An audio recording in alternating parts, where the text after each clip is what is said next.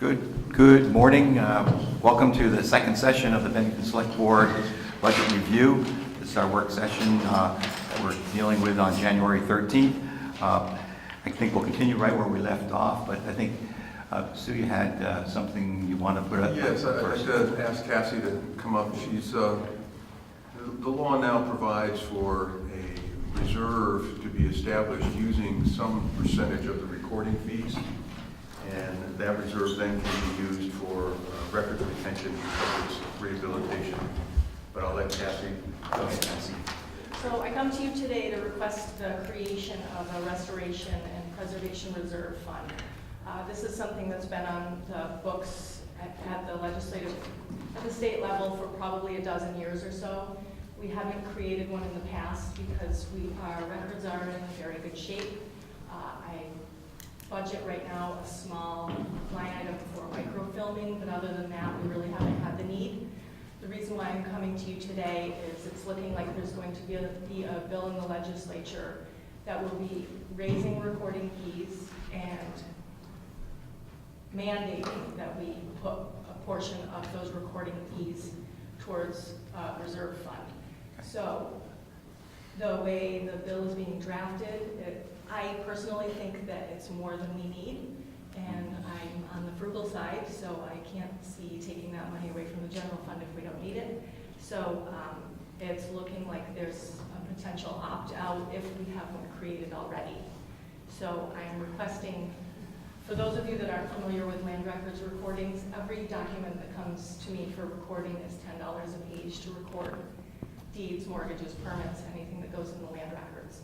So I'm requesting that 50 cents of every $10 recording fee goes into a reserve fund. I ran the numbers based on the last 2 calendar years, and on average that's looking like just $4,500 a year. And of course, if recording fees are going up, that number will be going up as well. So theoretically, it shouldn't affect the general fund at all.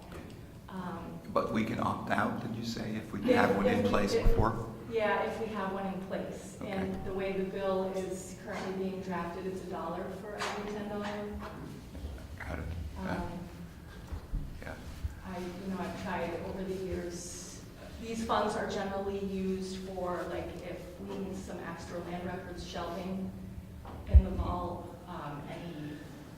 Years ago, we had to preserve some old birth books, 100-year-old birth certificates that were in really rough shape. Those are expensive, but our records are in really good shape right now, so I don't feel like we have any major expenses coming up.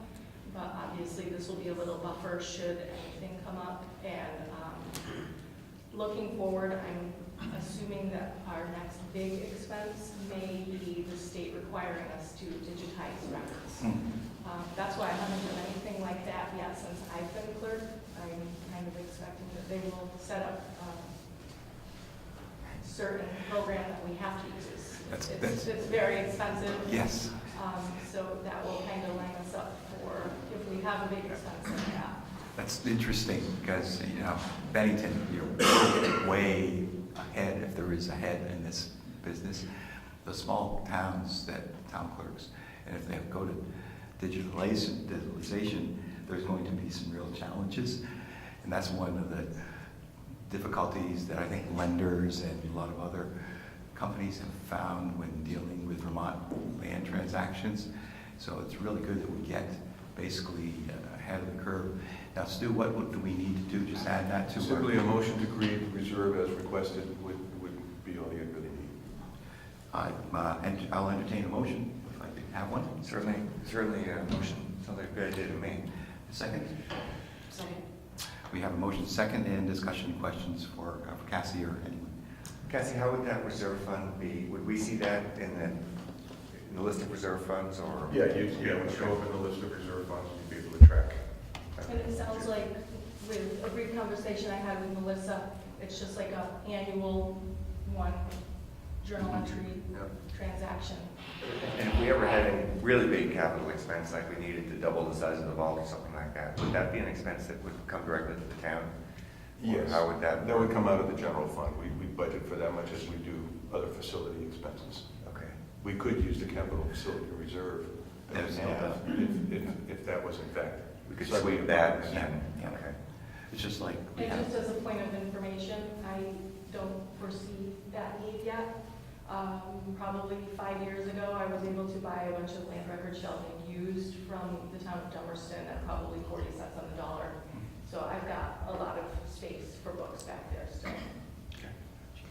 If the reserve, continues to grow and grow and grow and grow, is there a way to, at some point, have access to that money for something else? Or does it have to be for, It has to be for preservation, okay, so or it's restricted forever? restoration, conservation. It can be for buying land records shelving, or obviously I may not need to budget that microfilming Mhm, expense anymore because I can use those funds. Okay. any other questions, Cassie?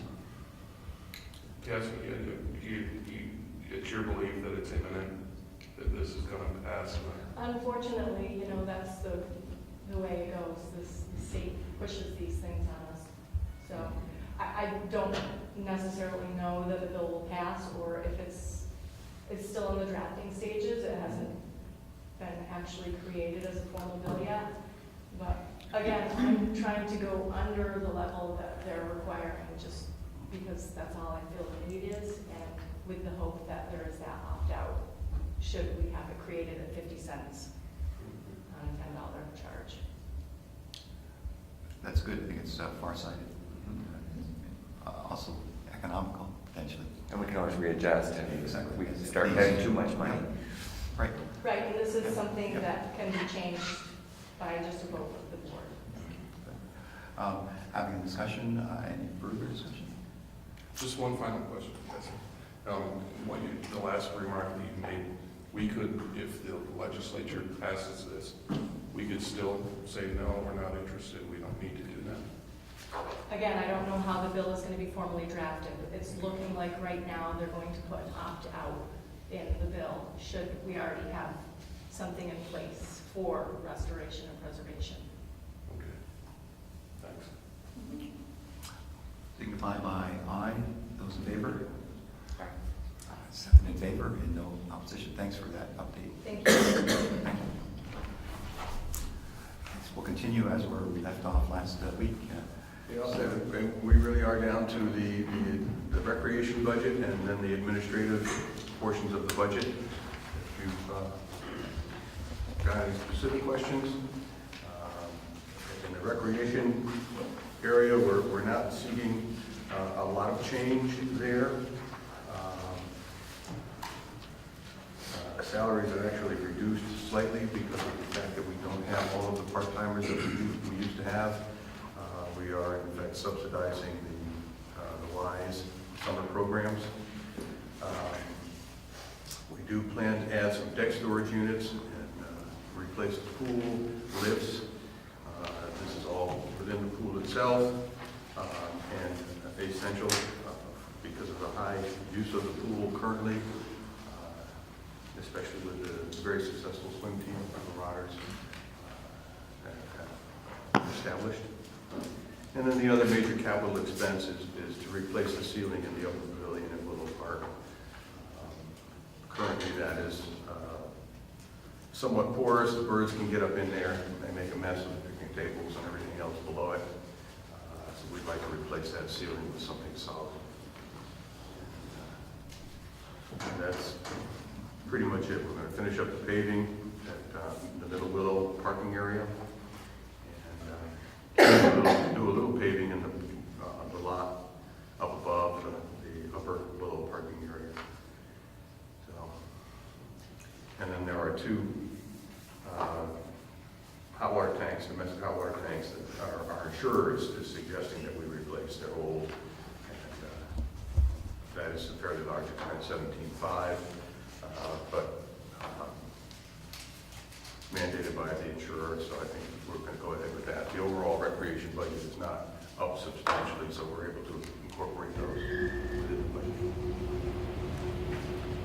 And other than that, there's not really a lot that you see, and I entertain questions from throughout the budget. You just just doing recreation first, right? We're not doing administration. So on the recreation, it looks like a good budget. And before we start, my wife is a big swimmer, and she swims all over the state. And she was part of getting the master swim program going in Bennington. And I asked her this morning, so what do I need to know about the recreation budget from a user perspective? And she said that it's one of the nicest, well-kept facilities with some of the highest use in the state. Her anecdotal evidence is that it's really clean, it's really well used, the programming is diverse, and she thinks that we should be really happy with what we're getting for our money from the pool right now. So I'm really happy about that, and as a result, I am interested a little bit in the decrease in wages. I gather that has to do with Y coming in, but I'd like to understand a little bit more what we're giving up as we're decreasing wages in past years, we've hired a lot of part-time summer seasonal people, mostly high school and college kids, to run our summer programs. With the introduction of the Y providing those programs, we don't have the need for all of those kids. The other part-timers that we hire are mostly lifeguards, and we will continue to do that. But now we're taking $7,000 and in a sense subsidizing the membership fees for kids that need it, so that they can afford the WISE programs. And last year was the first year that we didn't spend the funds and hire those kids. Some of them were hired by the Y. Others found work elsewhere. So this year we're budgeting the reduction in salary. We're also budgeting the $7,000 as another purchase service, so that we continue to support the Y and the kids that try to use the program. Okay. The only other question is that it's such a heavily used facility. Are there any capital needs in the near future that we should be kind of planning for and beginning to save for? Or are we just going to wait until the next big rehab comes? No, we're in pretty good shape. The bond that we spent to replace the wall around the pool really was the biggest capital expense. The building was built originally, I think, in 1971, and that was a very expensive job. But with the staff we have, and with Larry McLeod and Mark Sawyer overseeing our buildings, they're really staying on top of the facilities themselves, and I think that's why they appear to be so clean. That's why we take small projects each year, and we do those as are needed. And I think looking out 5 to 10 years, I don't see anything major that's going to happen there, unless we find a way to add on to the rec center and make it slightly larger. How heavily is it? It's very heavily used, especially the pool. The pool gets. Any numbers? I don't have numbers for you. I'm sorry. Meg says anecdotally it's as heavy a used pool as she's seen around the state. So I don't know what that means. My reaction is this is a pretty conservative budget context relative to park and recreations. And I think as we explore our potential partnership with the Y, that's going to be giving us more opportunities to deal with some of those additional programs and like, which may impact, but we'll at least also have a partner that can give us expertise and possibly some financial assistance in that context. Other questions? No, I'm sorry. When we heard the report from the Y, there were some deficiencies, and I think space was one of them, especially when it's raining. Is there anything we should be planning for to address their issues? I mean, the only room I've been in, other than the pool and the locker room, is the little room in the basement, which is pretty dismal. Mm-hmm. I'm sure it's clean and it's the best it can be. Yeah, but is there anything we should be thinking about, assuming the Y are the relationships going to continue, that we should be Maybe Jeannie aware can of? comment. Well, no, I mean, I think that's a really good question, and I hope we can talk about that. So we had significant savings this year because we didn't have to hire summer staff, right? That was really the difference in the salary Yeah. line. Yes. And so some of that went for scholarships, right? That's correct. And we also subsidized the cost of the summer Yeah, I think it was around $7,000 that we actually. that we spent. Yeah. So, yeah, I mean, I think to Jane's point, I think there is a plan afoot. There is a meeting scheduled with the Y and their strategic person to look at sort of how we build out. But certainly, we would want to be looking at facilities. It feels like we also, I see we have 3 full-time staff for the rec center, and we have 1 full-time staff at the senior center. That's correct. Who are the 3 in the rec center? We have the recreation director, Tracy Knights, the administrative assistant, Chris Barbagallo, and then the aquatics director, Carrie Fabricius, are the 3 at the center. Okay. I mean, I'm wondering about, we have real needs at the senior center too, so as we look at this money that we are no longer paying for summer staffing, I'm also wondering if we can sort of ease some of the squeeze that the senior center has right now in terms of staffing. So, I think facilities are an issue, staffing is an issue, and also I'm sort of like under the guise under the umbrella of community development. Where does the rec center and the senior center, what's the relationship between community development and those 2 entities? Are they part of community? Are they under community development, or? They're basically, from the state's perspective as an organization, they are basically recreation opportunities. Both the senior center and recreation under the state's chart of accounts, they are considered recreation. Does that mean that they play no role in community development? No, that's not the case. But generally, when you look at, especially you can look at our budget. I mean, we have a budget for community development, we have a budget for recreation and the senior center. And currently, the recreation director oversees the full-time staff at the senior center. We also lend our other full-time staff to the center when the director at the center, the program director, has a need to travel with a group. So we're helping to fill some of that space. It's not as much as I think the senior center director would like, but when we don't know what opportunities the Y will bring to us at the present time. And so I'm hoping that we start to find that out, and then we begin to budget to meet some of those needs, and hopefully the Y will also be able to help us generate funds to do some of the expansion that we all anticipate.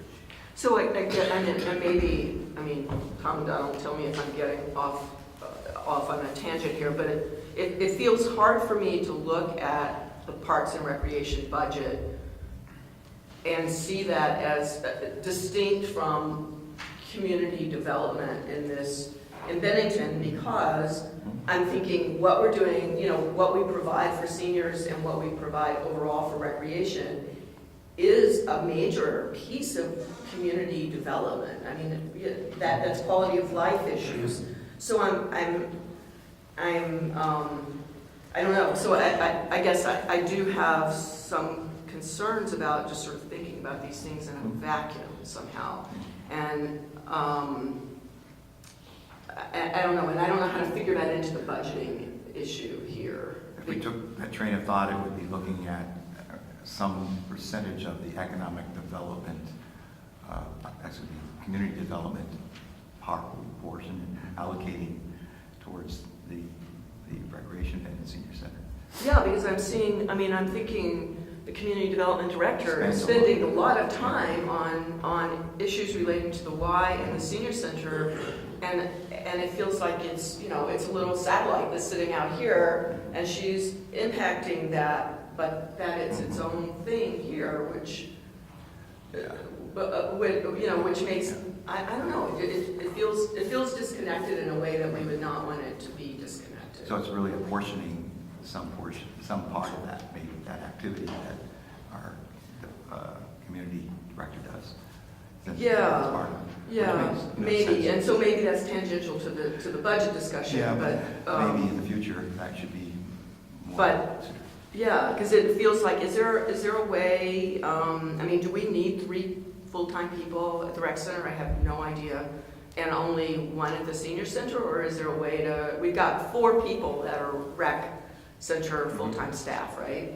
You know, is there a way to rethink, rather than, I've never understood why we separate out the senior center from park and recreation. It feels like it's all one thing. So is there a way to look at that staffing in a different way?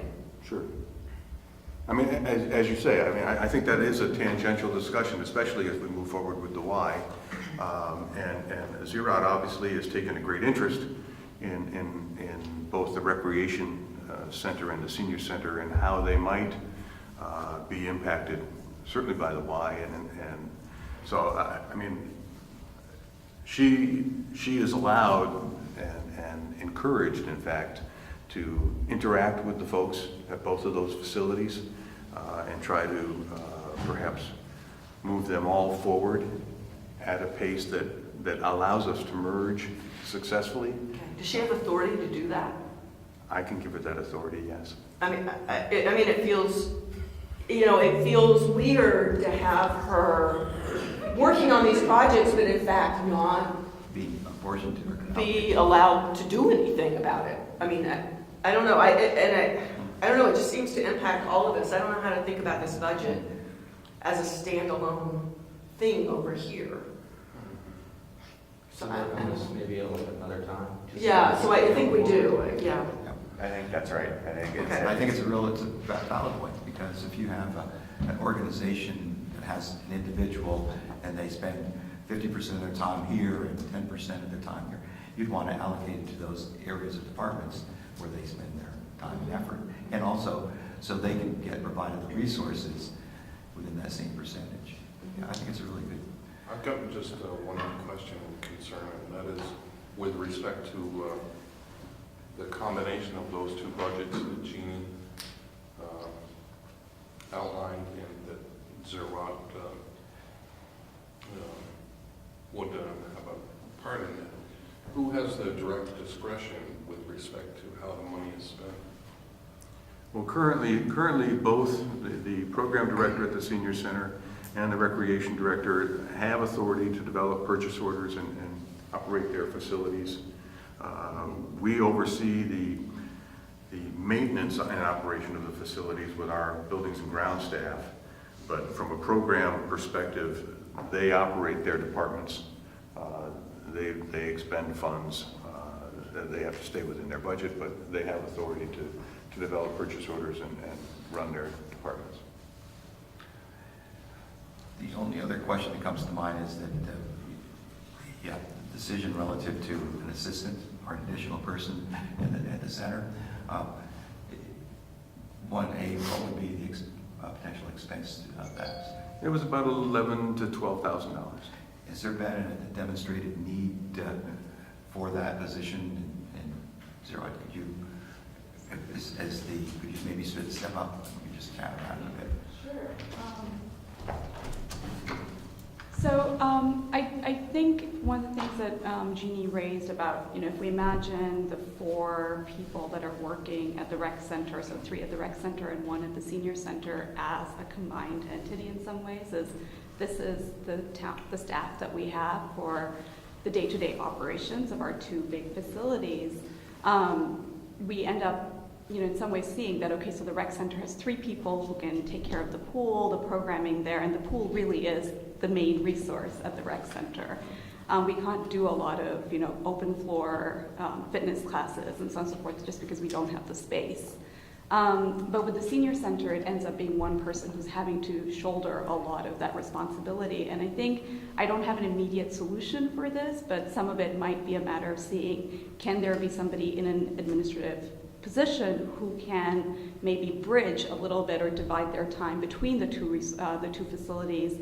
I think sometimes the rec center has slightly different needs. They need people who are, certified to do certain kinds of programming, versus there's also just a need for people who can take care of some of the day-to-day administrative tasks that are, pertinent to both facilities as well. So whether it's somebody who is, who has, who can have 20 hours or 40 hours a week, I don't know what would make sense in the scenario. That's something we would have to think through in more detail, and whether they could give maybe 20 hours to the rec center and 20 hours to the senior center even, just as somebody with an additional set of hands. Like right now, I know that one of the challenges of the senior center is that because it's one person, if she's not there, then the center can't be open. So it really rests pretty singularly on her shoulders.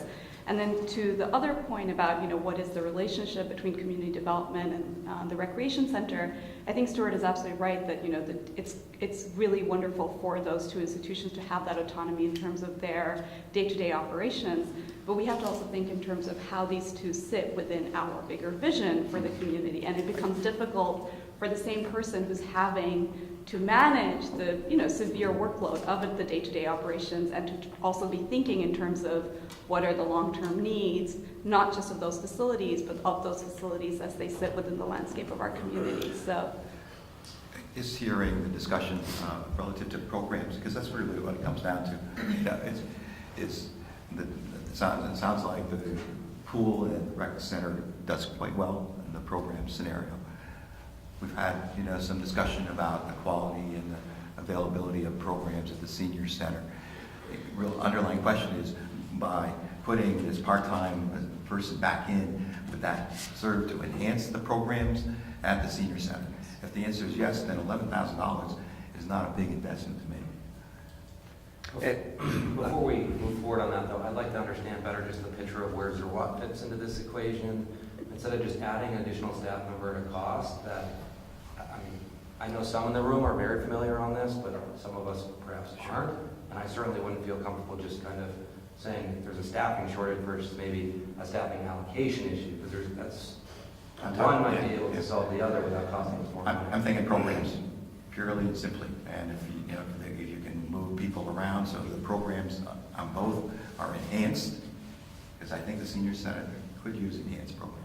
But that's, again, only from what I heard from basically almost our report. I think you sat down with the folks at the center. But as far as it being an additional expense, could, have at it. Go ahead, ask away. I guess, Carson, maybe one way I would answer exactly what you've asked, and that's a really, I think, important part of this discussion, is that, for example, right now, I can, I recognize and identify that, okay, senior programming needs to be improved, we need to do better at that facility, do a bunch of research, find possibilities for us. I can take those suggestions to the senior center director, but translating that into action on the ground is a matter of, does she have the time and ability to do that? And I think that's where having somebody, so that I don't have to get the response of, I already have more than I can handle, and whether there's somebody who can provide additional support in that, because that's not quite something that I can go and start, doing the day-to-day of running the senior center. But I'm happy to put in the time to be like, okay, here's this other entity that can provide this kind of service, but somebody has to actually take care of the logistics of that. And that's where I think we do have to have a real question again of, what are the current responsibilities of the senior center director? How much is she already at full capacity, and how much would some additional support help her do some of that? Agreed. And I'm not questioning that if Okay, she's sorry. overloaded or not. I guess I'm more, and again, it's not a question, it's just what other staff perhaps are available to fulfill her obligations if she goes afar, i.e. takes a trip somewhere with other seniors. I don't know that. I don't There's know what currently available. nobody available. Okay, so you're telling me there's no one available, which I certainly respect wholeheartedly. I'm No. not taking you at that, but I'd also like to have a longer dialogue on it, maybe with Stuart, to find out if there's anybody at the rec center that could, while she's away, they could step over in that role. Absolutely. Maybe they haven't been officially tasked with it. Yeah. They're probably not, out of the goodness of their heart, just going to migrate over to the senior center when she is away. Yeah. But perhaps with the direction of certain staff, or if you're empowered to oversee that, or if Stuart's says you're going to be over there while she's away. Again, I'm not pretending I know more than I do. I'm just saying that at every step in the road, I'd like to be fiscally conservative on things, and I just wouldn't want to jump into another expense because $11,000 here, as we move throughout the day, everything might be 1% more. I just would rather kind of take a better look at it, because your new eyes of this equation bringing a lot to the table. And if you're all automatically saying, we need an assistant there, and this is absolutely, without a doubt, we have no other options, and I'll certainly say yes, but if you're not there yet, I'm not there yet either. I think and this is why I began with, we have to really start with thinking of the 4 pieces in that puzzle as not just here's the rec center and here's the senior center, but really what can these 4 people do for our overall recreational And that's before needs? we add a fifth.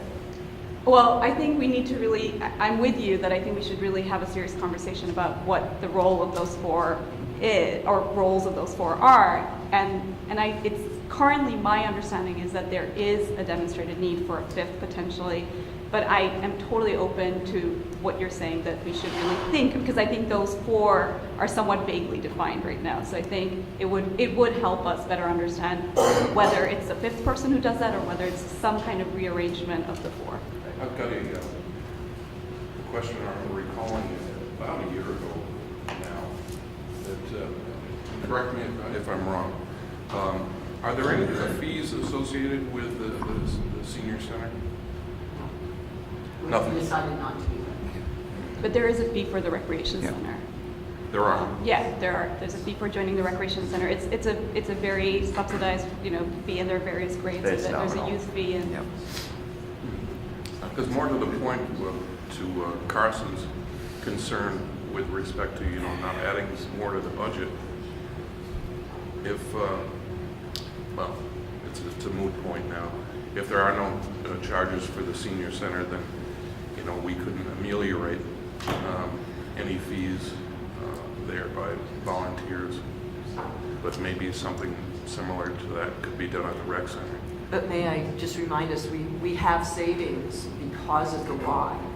So we did not incur the staffing costs last summer, and presumably we would not this summer. Right. So those are cost savings to the overall recreation budget. What was the dollar figure again? It's just, Remember? Savings. Yeah. It's basically budgeted 206 versus 220, something like. I'm okay with 225. keeping the savings and not spending the savings. I'm okay with Across the keeping board. the savings and not spending the savings also, but if the argument is, so we should put a fee on the senior center, I think what I'd love for us to do is to stop separating out the rec center and the senior center, first of all, so that we're looking at one budget. And so therefore, we're looking at cost savings. And, and it may be that if, that there's a way to make one of those positions a half and half, rec center, physical, rec center, senior center position. But right now, that is not how this is laid out. It's 3 at the rec center, 1 at the senior center. And we do know that the senior center gets closed. If Sue is ill or if Sue has to go away, the senior center gets shut down. No one migrates over. So there isn't anyone who's familiar with the senior center besides the one staff person right now. So it would mean that we need to rethink this. So I'm not clear whether if we vote on 3 at the rec center and 1 at the senior center, if we're not just sort of moving that old thinking forward for another year. I don't know. Here's your guy, Stuart. Yeah. What do Job we? description wise, if people migrate from one office Well, to the other. before you go there, Stuart, may I jump in and just say, we keep having this conversation, but one of the things that's confusing about having it as 2 separate budgets is it looks as though if you have a bunch of money for recreation, you split it between the 2, and that's just simply not the case.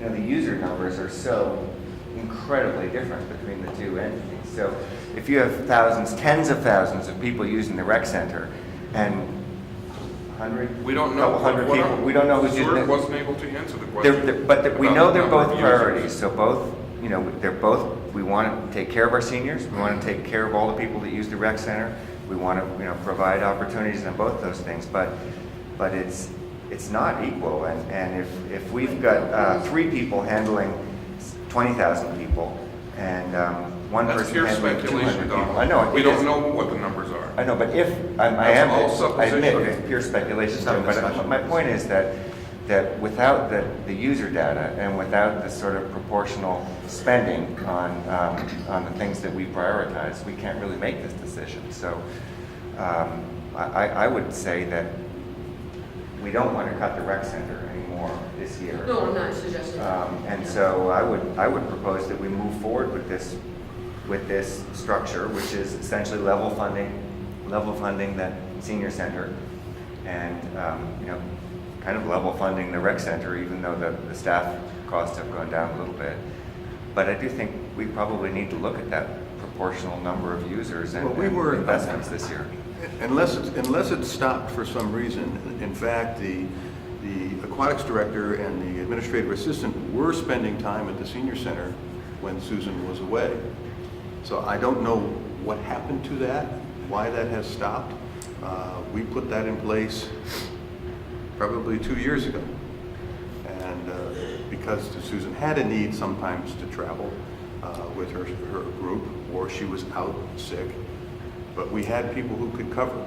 Now, she also has a volunteer cadre that also worked there. So if that has stopped, I don't know why it stopped.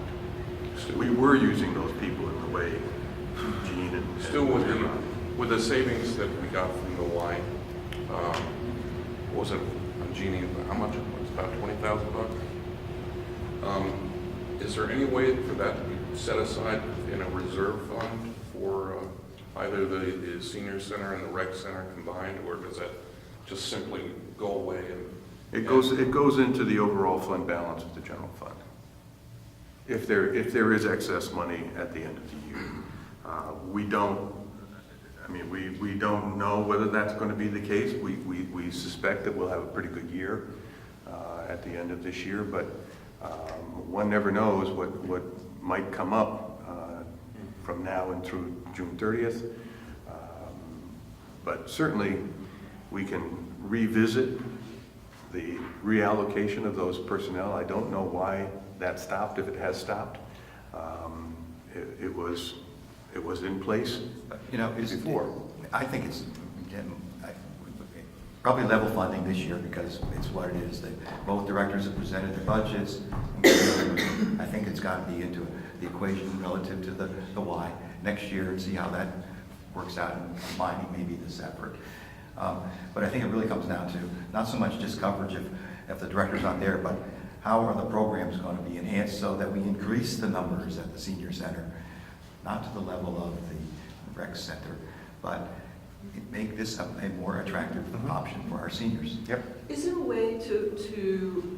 way to take Parks and Recreation and vote on an overall budget with an understanding that it's whatever it is, a 3-to-1 split of funding, so that we're not voting on 3 staff people at one place and 1 staff person at another? I mean, does that change the thinking at all, or is that just No, your bad? vote to approve the budgets doesn't set in stone Okay. any of those things. Oh, okay. Yeah, we should be, I get the idea of voting a recreation budget, but then we should be authorizing, you know, our people to allocate funds as appropriate. So, And that would be fine. I was worried that in voting on this, I'm saying, so there'll be 3 rec center people and 1. And frankly, when we built the senior center, however many years ago it was, we created a senior center budget for the programs and for the building. There is nothing to say that we can't merge the 7,900 budgets, 7,900 and 7970, into the recreation budget and simply make those, the personnel at the senior center, part of our recreation staff. And perhaps that's something that we work on this year as Xerox gains more information and knowledge about what she sees as important for the center. And we come back next year with a budget that is all recreation. And we do away with the idea that the Senior Citizen Center is a standalone operation. Because the seniors are going over to the rec center. I mean, there is that. We hope so. Yeah. So, yeah, okay. And sharing staff is a good idea, and yeah. efficiencies and all that, yeah. All right. I feel like though this discussion needs to continue. I mean, I'm fine with the budget the way it is for now, but there's a lot of work that could be, kind of hashed out on not necessarily what the staff is currently doing, but what skill sets do we need? And I mean, that really should be the starting point, and I'm not suggesting anyone should lose their job, but the job descriptions really should be driving the staffing needs, not who we have currently and what they're currently doing. They might have to be a little bit more flexible, but I think this discussion could be happening throughout the year or maybe at one specific meeting. I don't know, so we're prepared for what it will look like next year. Good, time to move on, I think. Good. Continue. Thank you, Jerome. Yeah, That's I great. would, Yeah, I would thank now open it up to the board. Yep. I mean, the library folks should be here in about 10 minutes. Are there any other questions about any of the other budgets that we haven't focused specifically on? I'd be willing to answer those. I would just casually say that the administrative budget was as clean as it could possibly be. I didn't see anything surprising or particularly startling in that. So it looks like every change in that was related to the way you shuffled around staff and then the resulting insurance and benefits issues that come from that. And we're pleased with the way that the staff is being shuffled around. So I think the administrative budget is fine. Thank you. Any other comments to that? Any other reactions to the budgets relative to the sub-budgets, police department, fire and safety? Were you comfortable with the presentations of those? Very. Very, very, that's good. That goes with very, very. Good. So why don't we just have a general discussion relative to what is going to be on the budgets relative to those agencies that, and it's on page what,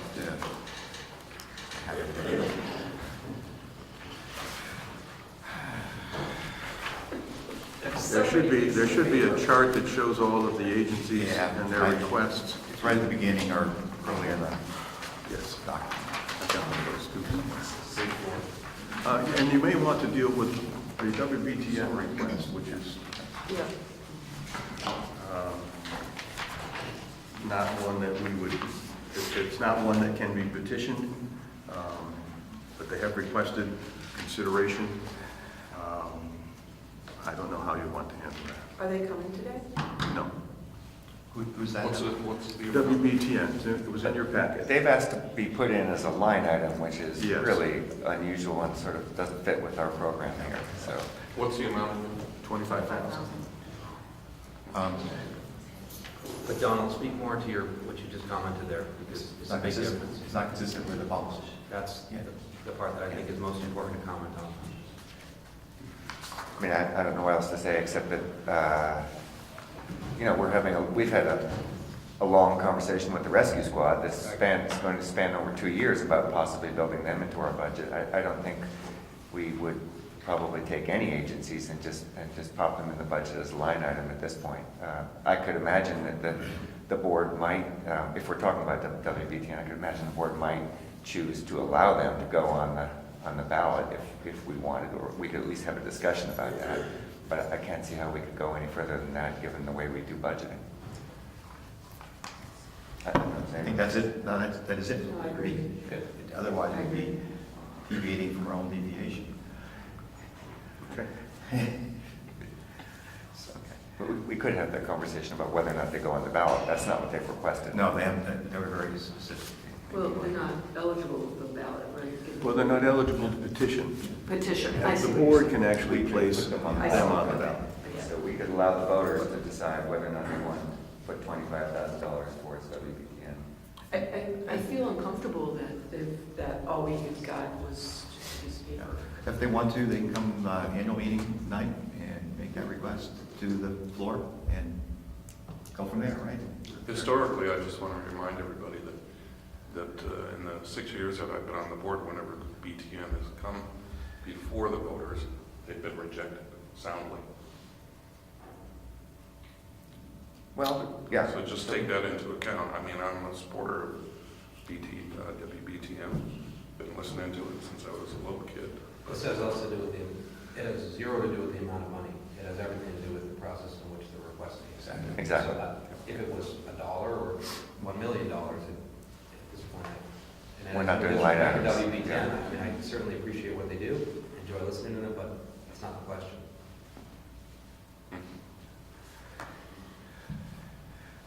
All the other items are the agencies that will appear on the ballot.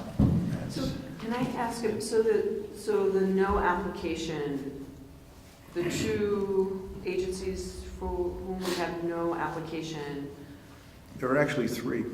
there are actually three, the third one being, Bennington Coalition for the Homeless, the Bennington County Association Against Child Abuse, and the Sunrise Family Resource Center.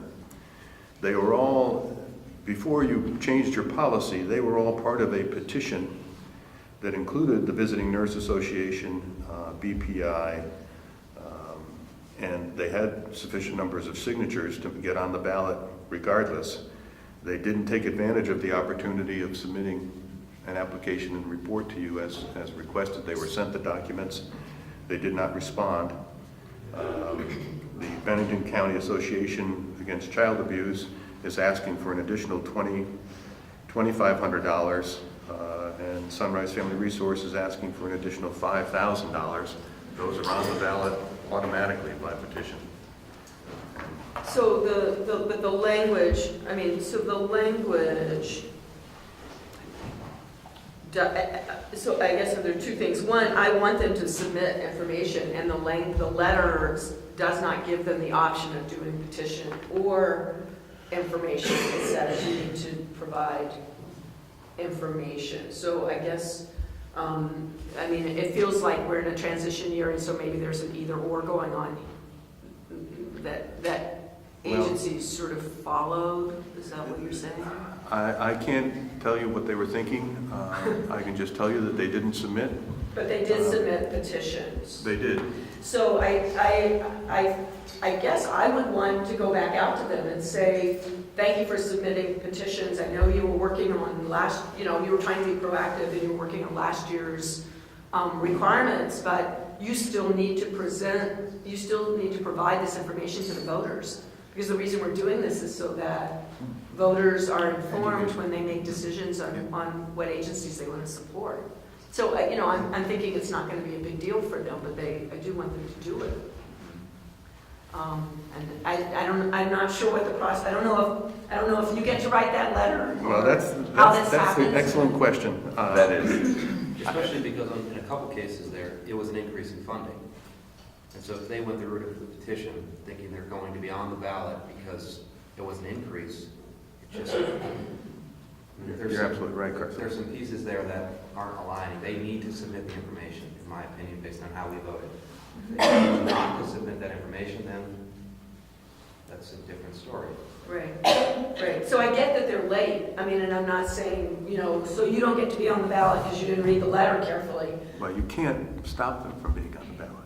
Because they've already done the petition. They have successfully petitioned. But I think we can make, why don't we just cut to the chase here? Just ask for the information that is going to support them. And it's basically. Can do. Yes. It's 9 o'clock, or almost 9. If we have folks here, we can start talking about some of these specific ones. Who's here to Bennington Free Library. Bennington Free Library? All right, Lynn.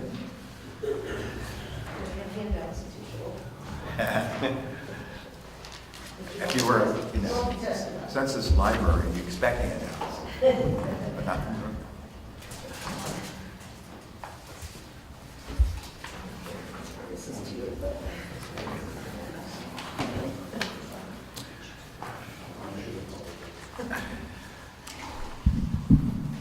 Good morning. Good morning. Thank you for coming out on this gorgeous Southern Thank you. Vermont day.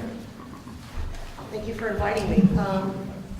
As usual, I usually forget to introduce myself, so most of you on the board I know already, but for those of you that are maybe watching at home or don't know who I am, I'm Lynn Fonda McCann. I'm the director of the Bennington Free Library, and I'm here to discuss our budget. Our appropriations request with the board. So you've all received our little packet when we put in our request with Stuart. And I thought I'd go through the fact sheet, which you have a copy of, and talk about that a little bit, and then we can look at the budget, and I'll answer any questions that you may have. Okay? Carry on, that's great. Let's see. Circulation is down slightly from last year, but that seems to be a trend that's consistent throughout the state and with libraries throughout the nation. I'm not really sure what that is all about. More people, I guess, are buying Kindles and buying stuff online. We haven't really done as good a job as we need to do in terms of informing our public that a lot of those resources are available for free at the library. So we'll continue to work on promoting the library in that fashion. Registered borrowers, we signed up 504 new borrowers. Of those, 160 of them were children. We continue to enjoy a high number of visitors, 1,481 each week, roughly, on average. So we're bringing a lot of people downtown. And people that come downtown go to lunch, they go to the library, they shop in the local stores. So we are a pretty important draw to downtown Bennington. As things develop downtown, I anticipate that a lot more traffic will be coming to the library as well as to other businesses in town. 104 volunteers donated 1,944 hours of work. You see that we're still continuing to train a high number of people on the computers. And we have a free training session. People can sign up in advance. We'll sit down with them one-on-one, show them how to get an email account, show them how to search on the internet. That's a service that we've been providing for quite a long time now, and it still remains very popular. Kids, of course, grow up and they're kind of weaned on computers, but for adults and seniors that are coming, that want to learn, it's like learning a new language, and a lot of times they require quite a bit of hands-on. 6,000 reference transactions. Those are people coming in looking for health information, maybe for government resources. These are transactions where the reference staff are working actively with patrons to find a book or some information. Over 14,000 individuals used library computers last year, and we provided almost 26,000 hours of free access to the internet, including 12,770 hours of free Wi-Fi.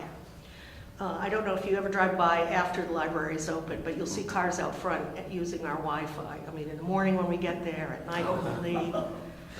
So it's been a great, it's been a good resource. Our collection is great. The 66 online databases actually give patrons access to thousands of magazine articles. When most of us grew up, went to school, and we were doing research, we had to consult tomes that had, magazine indexes, and we had to work your way through them. Well, now they can do it electronically, and they can search thousands of magazine indexes really within moments. And it's a great resource for the general public, but also for students that are using our collections. 75% of our expenditures were local, and that exceeded Bennington's contribution by 4%. We continue to research and apply for grants whenever they're available. One of the ones that I neglected to include here, or two actually, in the grants received, we also received grants from Museum ABCs, from the Bennington Museum. That's an ongoing collaboration for several years now. And children come in with their parents.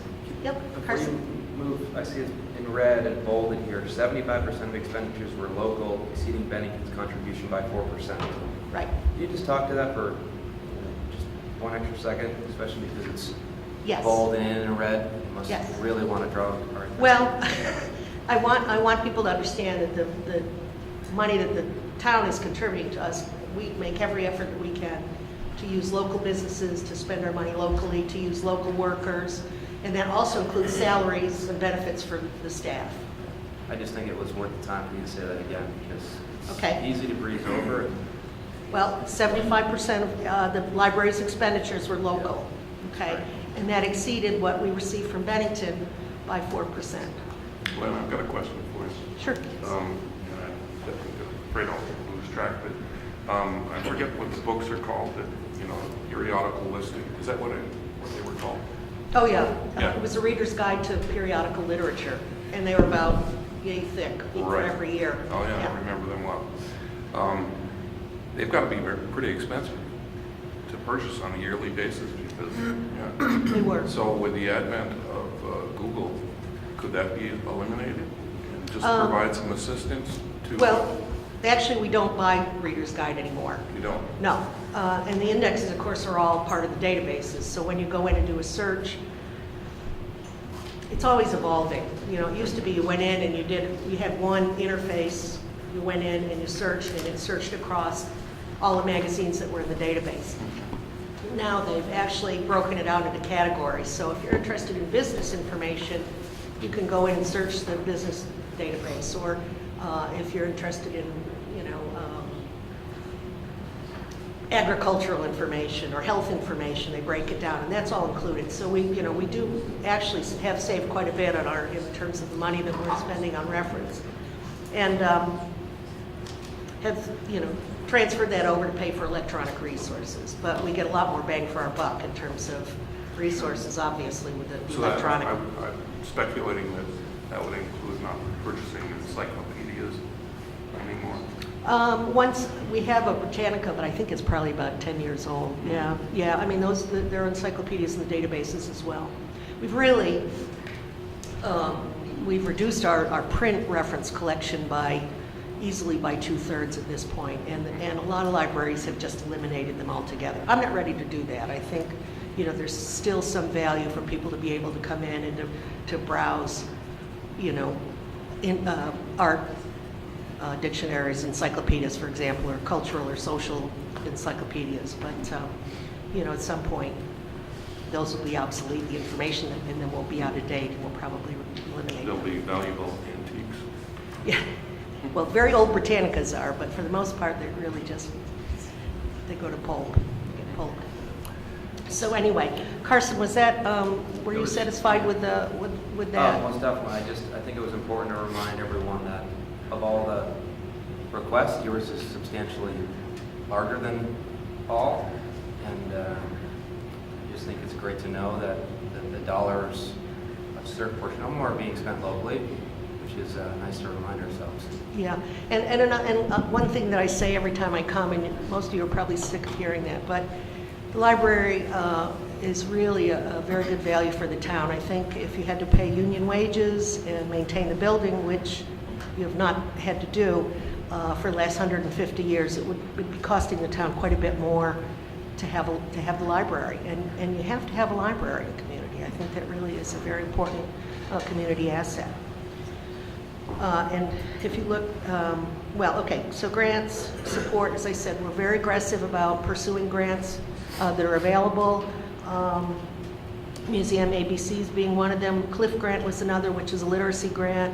The children's librarians collaborate with local schools, and this Cliff Grant was actually $10,000 that was given to the local schools, 1,000 of which was given to us to use for collection development. Can you speak to, so what is your total grant support?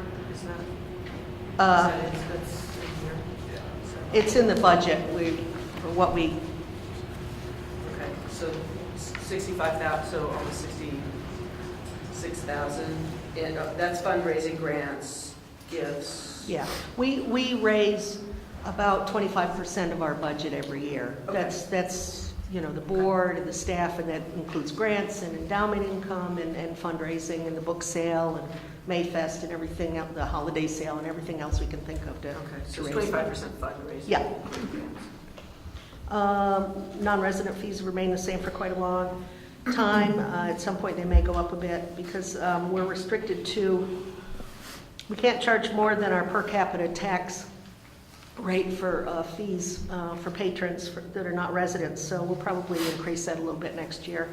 But we want to keep it so that it's still economical for families, because we want people to come from other communities. I mean, we do have patrons that come from Manchester and Arlington and Hoosick and Pownell that use our collections, because we're really the largest library in the area.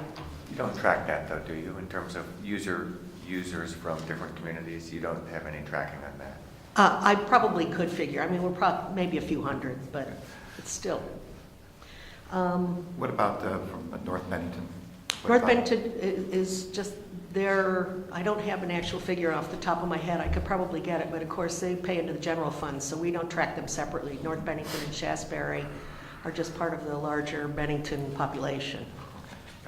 Got it. 252 deliveries are made to childcare providers, and those include manipulative puppets, you know, toys, books.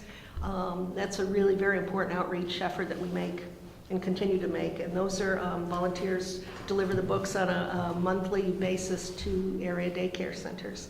And that gets books into the hands of children whose families might not necessarily come into the library. And once again, I'd like to include the per capita tax support. We are doing better. Each year, our support goes up a bit, and I thank the select board for being as supportive as you are, but we still have more work to do. As you can see, we're about 40% behind roughly. And it is a larger community, but at some point, So it's 15, more funding would be great. It's 15, 16, so 16, That's the most- 17. I don't have those figures yet. But that was a pretty significant increase That last was. year. That Yeah, was. Which probably Well, that will help, brings us definitely. up a little. Of course, Yeah. that all went to salaries, but yeah, because of the increase in the Vermont minimum wage. Well, didn't it go to the roof repair as well? That's private funding that pays for Okay, that. all right. Yeah, that was. It's part of your money- budget, but it's not.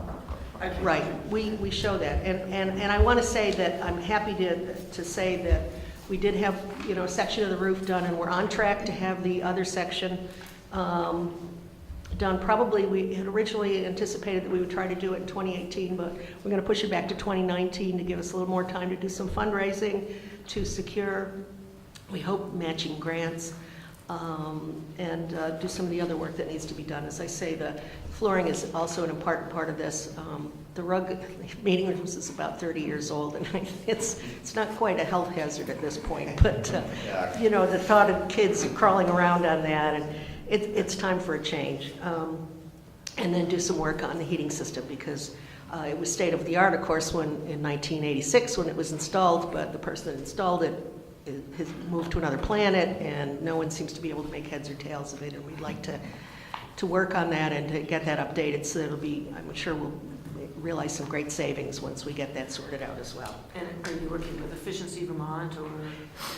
Whenever we can. As a matter of fact, we just installed some motion sensor lighting because we've had people sleeping in our alcove at night, and something we've talked to the police department about. So now we have motion sensor lights in there, and that was about $600, and we'll get of that we'll get about $200 But back. in terms of heating, updating the heating Oh, yes, system? yeah. Throughout this whole process, we've worked with Efficiency Vermont when we upgraded our lighting. As much as we're able to, we take advantage of that. Believe me, Jean, if there's money out there. Okay, yeah, no, I was yeah. specifically just worrying about Yeah. heating, just having seen the town's heating Yeah. oil bill.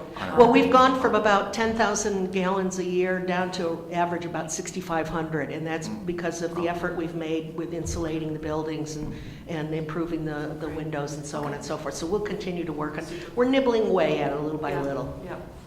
But, you know, they're old buildings, you know, there's always maintenance, and, you know, I think we've actually done pretty well with replacing the chimneys and pointing up the brickwork and, you know, getting rid of the old oil tanks and replacing the furnace in the Silver Street building, which was 72 years old.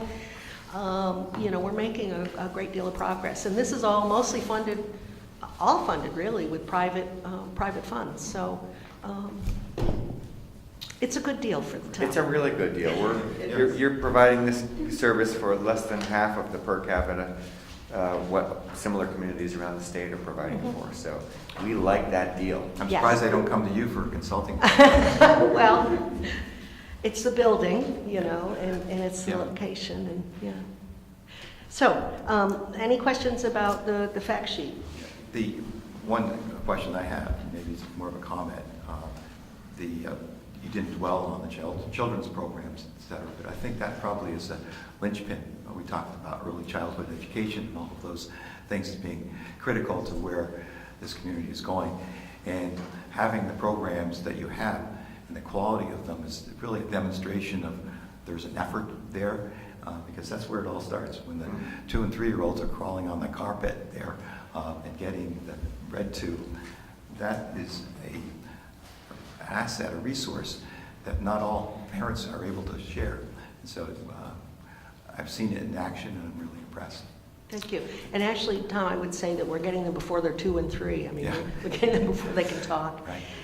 And there's also, you know, the social function as well, that new families that come to town, they come to the children's programs and they meet other families. So that's an important issue as well. Well, and I've always been so impressed. I mean, every year in the Bennington County Child Care Association, you guys are there at 7:30 with an incredible setup, encouraging child care providers to engage in your services, and you know, you really are out in the community. It's a very important part of our outreach, and of course the children's librarians come from an educational background. You know that we lost, well, Chris Poggi just retired, but we've hired a new gal who has an extensive background in education. I think she'll be a great asset as well. And yes, we're very proactive about going out into the schools and in the community and developing programs that really support and encourage literacy in the youngest members of our community. Okay. So, thank you. I just have a question on how you manage the time that people are allowed to sit at the computers that are available to the public. I mean, I myself sit at a computer and I think I'll be here for 5 minutes and an hour goes by. So do you have to? Some libraries put a time limit on it, but our feeling is that we want the computers to be used. You know, I don't want empty computers. I want people to come in. So we do have a sign-up sheet. If all the computers, are being used and someone comes in and wants to use them, we do have a quick use computer, which is limited to 15 minutes at a time. So if someone wants to come in and print airplane tickets or that sort of thing, they can do it. They can get in, they can get out. But if all the computers are in use and someone comes in, then we give whoever's been on the longest, we give them a 15-minute warning and ask them to finish up their work so the next person can get on. They can sign up again, but that's how we manage it, because as I said, we really want the computers to be used all the time. And they are hammered up. You probably could still use more. Well, yes, if we had more room. Space, yeah. But the Wi-Fi serves that function as well. A lot of people that have laptops can come in and sit all day and and access our Wi-Fi service. And that's included in our statistics. We're able to track that. Our system is managed through the state, through a state server, and they give us monthly statistics about, number of users and hours and so on and so forth, which is how we come up with those figures. Donald, I remember you asked me about that quite a bit last year. Thanks. Mm-hmm. Yeah, they were interesting. I'm also interested in the 14,000 number. That's a big number. Yep. 14,139 people accessing your internet is if the population of just Bennington is 15,700 or something. Right. Well, that's not discrete individuals. That's the number of people that have come in. So Okay. It may be the same guy that comes in 5 days a week. Okay, that's what I was wondering. Yeah. Or if it was the card catalog or something like that. Right. Okay. Right. Actually, no, we don't track card catalog use. This is people that are sitting down and using our computers. Okay. You still have card catalogs? there? No. I'm more meant, does Yeah. it accessing the computerized the online card catalog. count in this number, but yeah. Yeah, no, Yeah. online catalog is not included in there. That'd be great, but it's not really accurate in terms of, we're more interested in people that are coming in and actually sitting down at the computers and using them for research or recreational use. Carson? Thank you for this, it's helpful. Can you just speak for just 1 minute over, we're kind of trying to keep, level funding the best we can. There's an increase from last year to this year, and if you could just maybe highlight the absolute necessity on that increase versus maybe, seeking additional grants or fundraising that can keep that at level funding for another fiscal year? Level funding is very difficult for us, just because oftentimes the increases in our budget are salaries, our income, and a lot of our employees are paid at or very close to minimum wage. So that's, that accounts for a great deal of it. Whenever we can, we try to level fund our lines, our operating expenses, and I think if you look, we are up a little bit, but that chiefly is due to our personnel costs. And it's not just wages, but it's also taxes, it's benefits, it's workman's comp, all of those factors are included in there. So just in all fairness to everyone else on the list, and the request being that, and again, not to highlight that yours is higher, you guys do a lot more, it's not that you do a lot more in the community, you're impacting, a large portion of our community with a lot of carrying costs. I just want to be clear on that one. But you feel, and your board feels, you guys have done everything you can to try to make this as level as you can. Absolutely, absolutely. And I think, and you'll see, we're asking actually the town for quite a bit less than we have over the past few years. It works out to about 2.7 increase. And when we can, we've entered into the net metering arrangement with the town, so we're able to reduce our electric costs a bit. I'm reluctant to go less than 10% at this point until we see how it all sorts out, but we have reduced our electricity line by a little over 10%. Some things are up, some things are down. They're really a reflection of, what our actual costs are. Great. Overall, our budget's up, just a little over 2%, which I think is pretty respectable. And the trend line on donations on general support? We're actually, we're doing well with our capital campaign. We had some nice donations come in before the end of the year, and I suspect that had a lot to do with the changes in the tax laws. We raise about $40,000 a year for our annual fund. And that's pretty constant. I think we're at the top end of what we can do there. We do try to recruit, larger donors, but it's Bennington, and we've got the same organizations that are all going after the same donors for the same money, so that's pretty hard. And then we raise about $10,000 through the book sale and, the other miscellaneous things that we do. So we actually increased our fundraising total by $10,000 some years ago, and I think at this point it's going to have to remain there for a while. The book sale is a social event of the month or quarter. It's incredible, and it's a lot of work. I was just going to say, what you do to get that, and your staff and the volunteers is really a representation of community effort. Well, when I first came on, we had a Friends organization which disbanded, and they used to handle a book sale. And when they disbanded, it was like, what are we going to do? Well, we have to do it. So it has been taken over by the staff and the board. And we really have to say the community support has been well. We have a lot of volunteers that come in and help us with it. And it's a tremendous amount of work throughout the entire year. But and it's not just the volunteers that help. We have people from 204 Depot. Now those folks are coming and helping us move books. The community probation and parole, that program, they come and help us with the book sale. UCS sends people down to help. So, not only are we getting the public in that are buying a lot of, some people buy a year's worth of books at the book sale. But we also have got other organizations that are assisting in this whole process, and it's great. It's a good thing. It's a real good, feel-good thing. Tom, if I could, just for the board, I am kind of always focused on making fair investments, in our various institutions around, and I do think that we're getting quite a deal here. But even if we add in what Shaftesbury and Woodford are putting into you, and we divide it by the current census data, we're still looking at $28, almost just barely $29 per person in Bennington, which is well below any of the other numbers.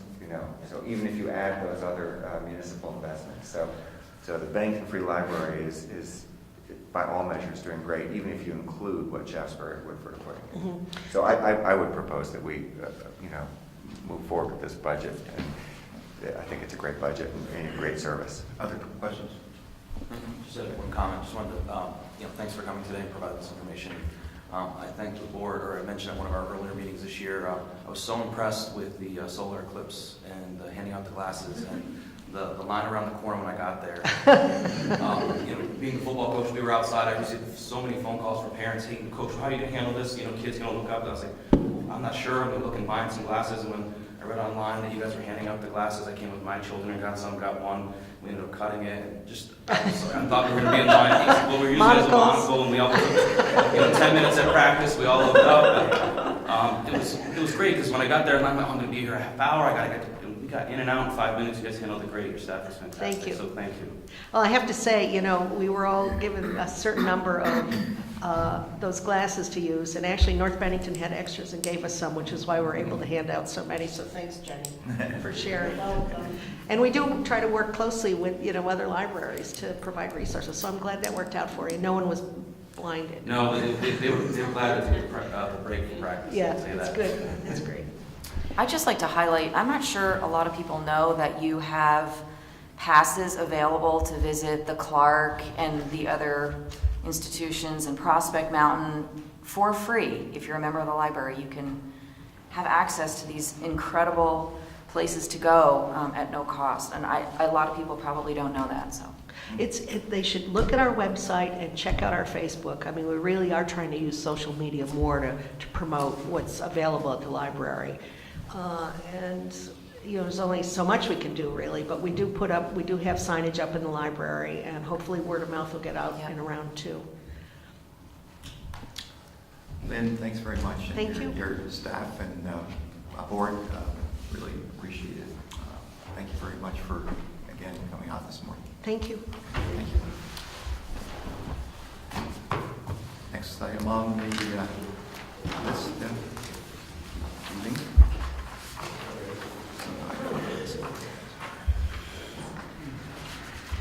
What's one? Ben McCullough? John McCullough. Yeah, Library. John McCullough Library. Jen. Yep.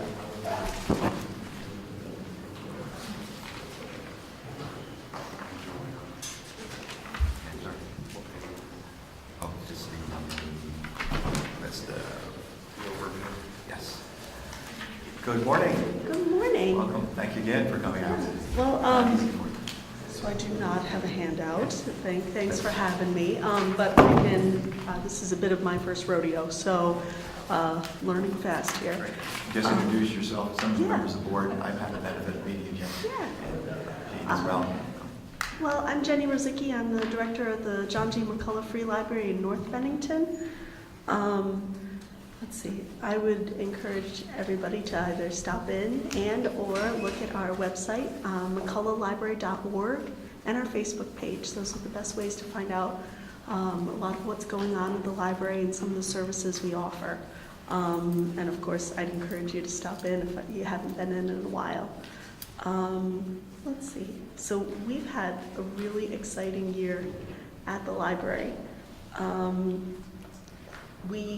Our circulation numbers increased by more than 25% this year, which bucks national trends.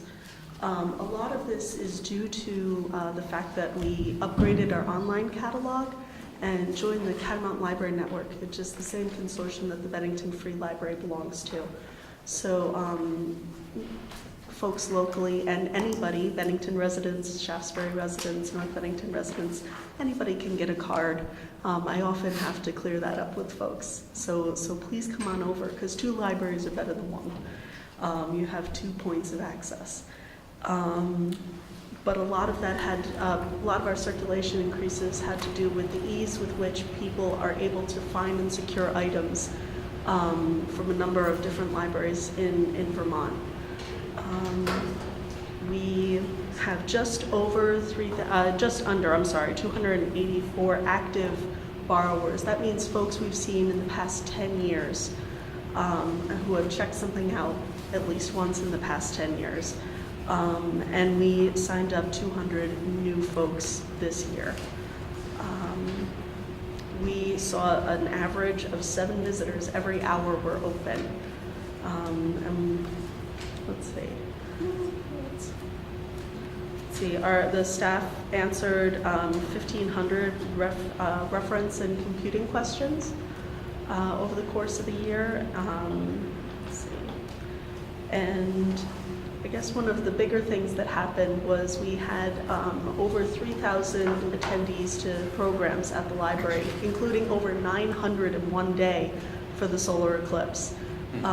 It was amazing. It was 8 hours of, well, I was in heaven, but it was 8 hours of an amazing way to bring in a lot of new people to the library. They're like, oh, you have passes, you have online databases, you have free ebooks and audiobooks. Oh, you have this new book that I've been looking, I wanted to purchase that, but you have it here, let me sign up for a card. So it was a very exciting year for us. So let's see, we had a record Friends of the Library book sale in September, and that went fairly well. And we were able to bring in fieldwork term students from Bennington College, and we have work study students from the college helping us out, helping us deal with the extreme increases we've seen this past year, even in terms of just shelving books. It's been, and being able to borrow from their expertise and enthusiasm has been really great. I think part of the success in what you've done is the enthusiasm that you bring to the table. That seems obvious. I think what we're interested in and somewhat concerned with is the level of financial need and the impact because there's a significant increase in the requests by the library. I think it's important to share with the board relative to why such a request, why such an increase, what's been done to mitigate it, the situation. Absolutely. Do the best you can with the information you have. Okay, so what we're asking for is not anything increases internally other than a slight increase for our new items, which has been there to basically offset demand. I mean, a 25% increase in circulation mostly has to do with your new items. So that was in there. But we are in a situation where in the past, the library's endowment had been borrowed from to cover operating costs. And we are in a position where that can't happen going forward. It's at a point where, 7 years down the line, 10 years down the line, we will not have that there. And it has to come from somewhere. We've definitely increased our fundraising efforts, and I'm pleased to say, since I submitted the report, it has gone up this year, our annual fund. I think we were at it was more than last year, so just over 16, but 18 since July, so 18,000. And that's up from 14 the year before. Let's see. And we are asking the other towns that we receive funding from, North Bennington and Shaftesbury, to increase their funding as well. And it's not for anything special, it's just to keep us going. It's in the past 2 years, we've reduced our operating expenses since I took over the directorship. We've decreased our operating expenses. A lot of that had to do with salaries, but we're running very, very close to the bone most of the time, but still able to provide a high level of service. Right now, it's 18,000, Stu, that I think. Yes. Yeah. And the request is for 45. If the board and the public made a determination to either level fund or give you a small increase, would you be able to survive till the next time you visit with us? Until next year? Yeah. Well, it will, we'd have to find the money from somewhere. So it would likely come from our endowment, which is not optimal and not sustainable. This endowment is, I think, when you visited, Jean and I had the pleasure of visiting with you, and Mary Rogers. Yes. Who was very helpful. The endowment's an old endowment, but unfortunately, prior to your time, it had been managed in not a strong manner. I think I'm being very judicious.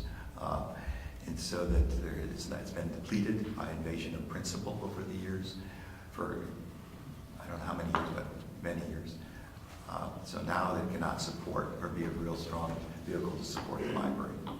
Is that fair? Yes, I would not, I don't want to heap blame on anybody because I don't know what the situation was in those moments that would have necessitated those decisions.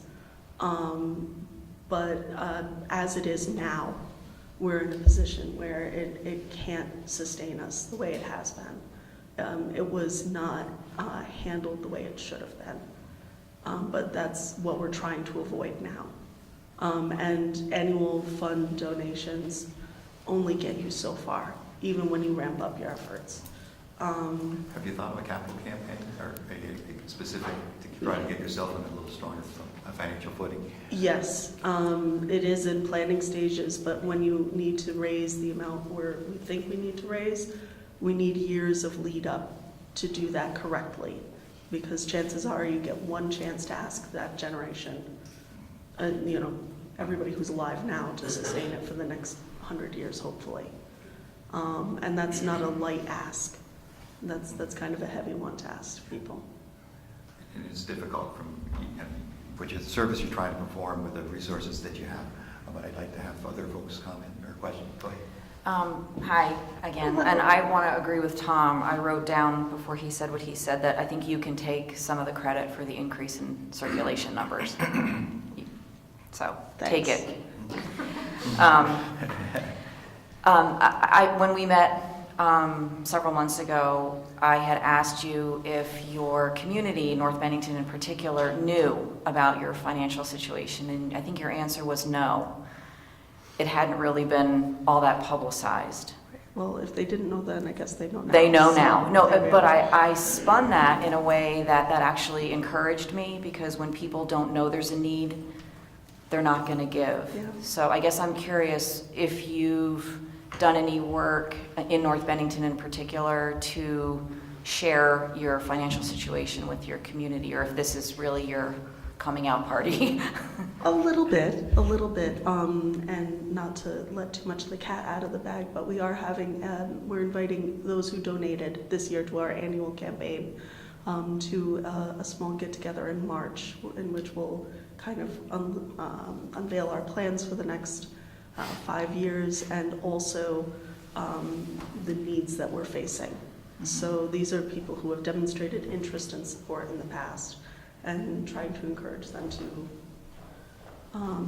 to know what's going on, one, and to give them an opportunity to support again. Yeah, I think Carson and I both have worked in development. He's currently still in development, as am I.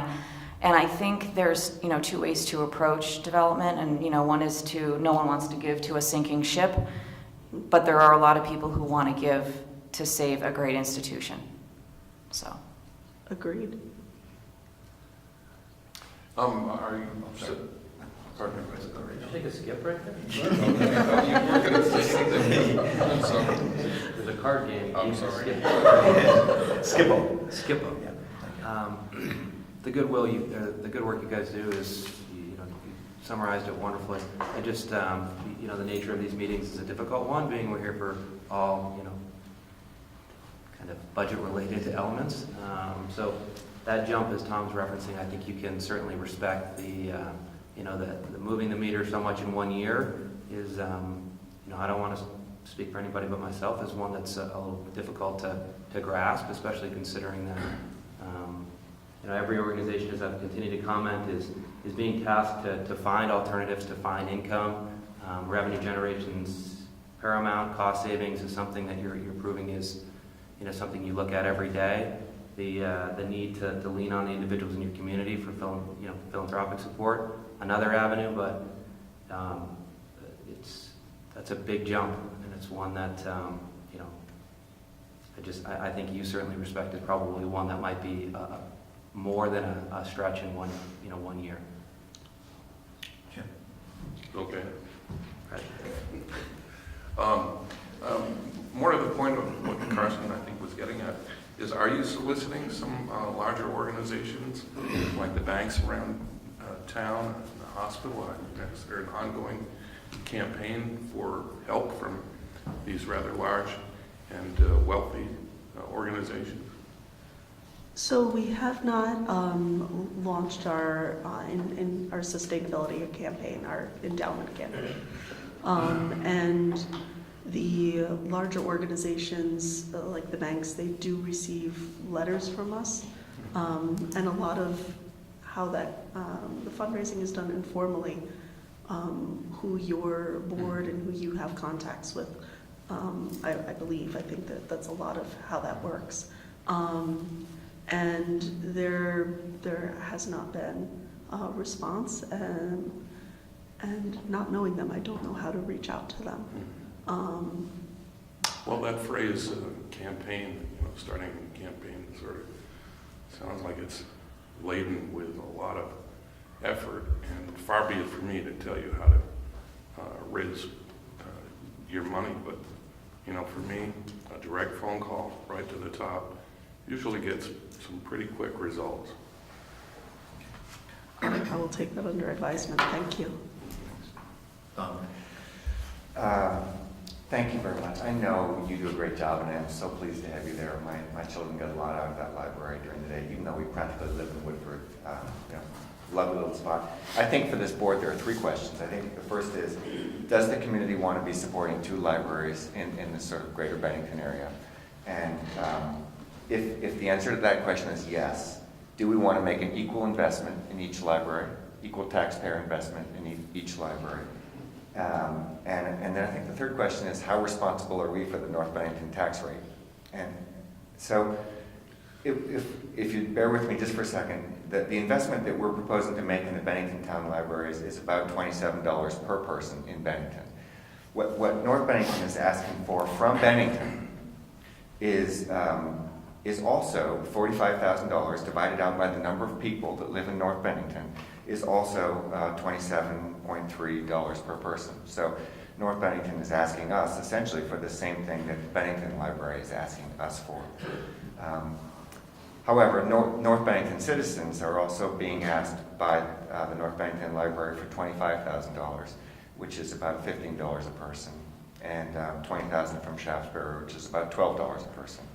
So the range that we end up with is that the Bennington Free Library is asking for about $28 a person, the community, and the North Bennington Library is asking the community, including Shaftesbury, North Bennington, and Bennington, for about $54 per person, which is still within the range that we were presented.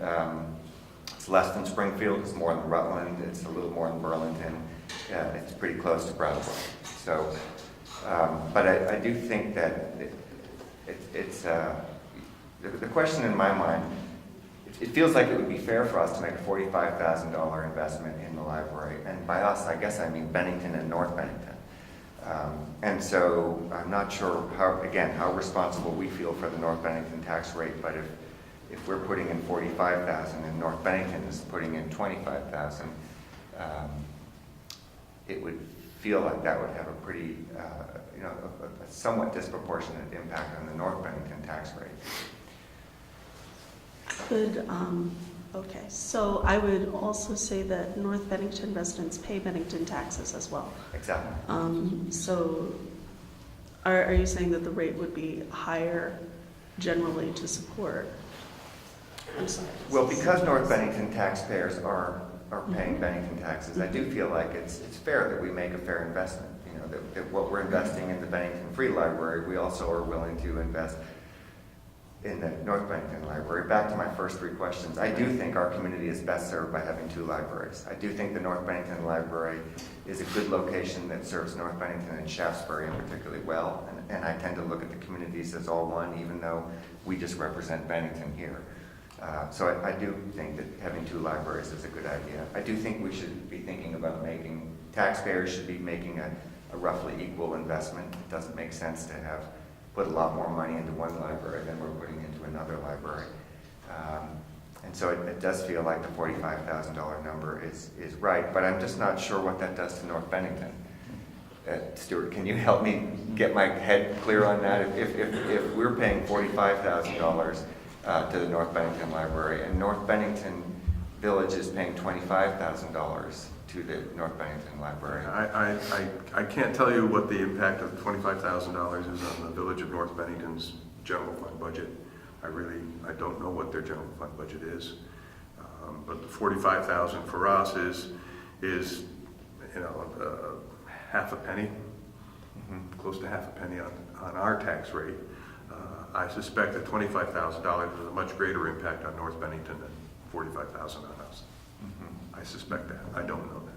Well, again, if we're just looking at Bennington, a $437,000 investment in our Bennington Library is $27.7 per individual. $45,000 investment in just North Bennington is $27.3. So I think what they're asking for is not unreasonable. I'm just not sure what to do about the $25,000. I guess to be devil's advocate, though, the Bennington has been supporting the town, the local library. North Bennington has been supported by an endowment, and for all of a sudden, the entire Bennington taxing district has to take that load and make everything back the way it was. I'm not sure we can account for maybe questionable management, but I'm really concerned about increasing to such a degree. And unfortunately, I think I follow the math, and I'm not sure about different overheads and all of those types of things too. But the bottom line for me, I guess at very least would be, even if you back out what the North Bennington citizens are putting towards this, the $25,000, it seems to me we should be putting in $20,000 at least to the North Bennington Library, so that both North Bennington and Bennington are getting a roughly the same investment. Yeah, I guess I'm probably saying the same thing. I guess I was thinking more than $22,000, but I didn't get there. So that feels like the low number to me. Because I don't want to impact the tax rate of the community, North Bennington or Bennington, to such a significant, that's a pretty hefty increase at 45. But if it's 22,000 or something like that, I think that's very livable relative to budget and also to provide the support. But I think this North Bennington Library is going to have to be much more ambitious relative to how they go about seeking funds and campaigning. But I want to make sure we don't lose you before that happens. Then there's Mary. Just come up, Mary. We drove very slowly. That's I don't worry about it. I'm Mary Rogers. I'm treasurer for North Bennington and also volunteer on the board for the library. Question was asked as far as the increase to the proposed amount that the library would be asking to the trustees of Bennington, and what that would do for the tax rate. This was discussed with the trustees at a recent budget workshop. Is it North Bennington? North Bennington, Yeah, excuse me, meeting. The trustees are well aware of the need of the library and also are very supportive of the fact that it is a North Bennington institution. What it would do, that would add a little over a penny to the municipal rate, that increase. So $25,000. That 40. The increase that we would be asking, which is $9,000 Between last year and this year. between last year and this year. So there already is an amount that has been supported by North Bennington taxpayers. The increase that the library is requesting is $9,000. That will add a little over a penny. Again, assuming all else equal on grant list, et cetera. The library will be making a presentation to North Bennington taxpayers at the annual meeting to justify and ask for that request, if that helps. Can you just give a quick reminder on your endowment? Just in speaking to that, it seems as though that's kind of been the crutch for a long time. And That has been virtually the only source of income other than the annual fund. In hindsight, things are a lot clearer. And I'm not trying to dialogue on that historical. But going back decades, the library elected to use the endowment to maintain the level of services offered. And that has been historically as high as $60,000 just to cover the operating expenses, which are, in the vicinity of $100,000 to $115,000 each year. In the current amount in your endowment? The current amount, I believe there's about $250,000 left. I believe. That has sustained. Originally $1 million. It was originally somewhere, in that vicinity. Quite honestly, 100 years ago. I don't really know what the historical figures are. I've seen the books a little bit the last few years, but don't know going back a century where things originally were. On the tail end of that, I would like to reemphasize that we do exist for Bennington residents, for Shaftesbury residents, for North Bennington residents. We exist in North Bennington, but anybody can get a card with us. Yeah, I guess my point was that the trustees, and I hope I'm not speaking for everyone when I shouldn't be, but my suspicion is that most residents of North Bennington view it as a very important part of our landscape. Agreed. Definitely a community gathering point for the village, for the North Bennington community. It's about as central as you can get. Not exclusively so, and I didn't mean to suggest that it was exclusively so. No, but I think you're on the right track. That probably Shaftesbury and North Bennington are the most likely users, although we did enjoy using it when my kids were young. Whereas the Bennington Library perhaps draws from a few more communities, but it does strike me that Shaftesbury is getting a pretty good deal. They don't have their own library, right? So they probably mostly use your library, though sometimes they use Bennington. But they put $4 a year per person into our library, Bennington's library, and $12 per year into your library. So they're getting a pretty good deal. Very good. Yeah. If you look again at this per capita, which is a coarse way to look at it, but maybe a fair way to look at it. Well, point well taken. I mean, yeah. Mm-hmm. So it sounds to me a little bit like we have to decide what kind of an investment we feel like the town of Bennington, the taxpayers of Bennington, should be making in these two libraries. And what you're telling me, Mary, is that the North Bennington community has agreed to sort of pay a higher tax rate in order to essentially fund a higher necessary investment in this library.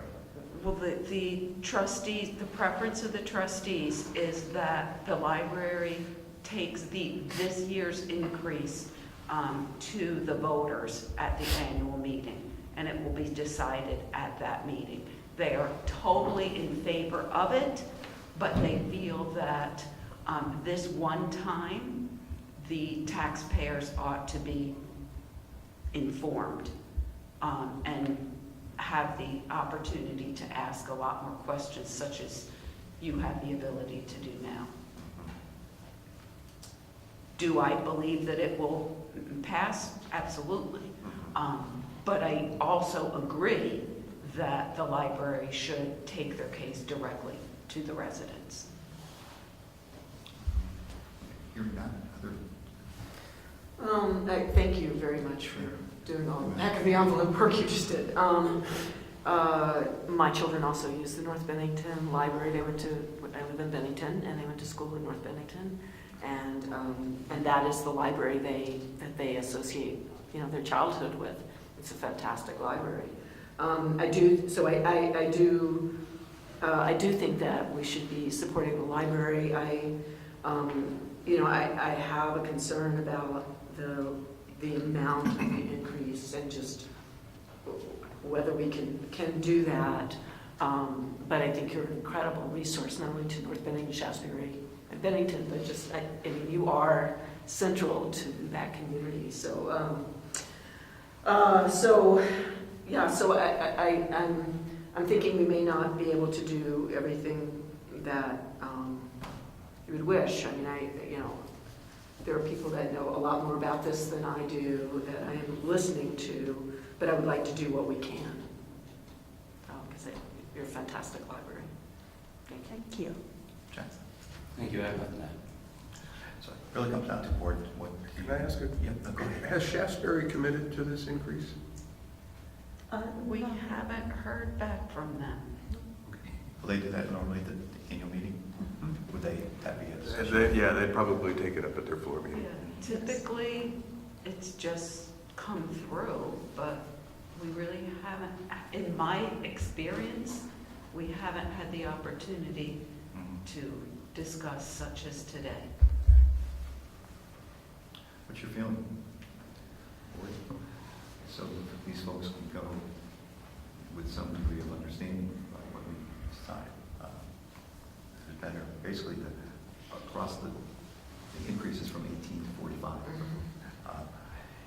And go ahead, Jean. Yeah, this is hard because I totally support libraries, and to say no to your request in full is difficult for me.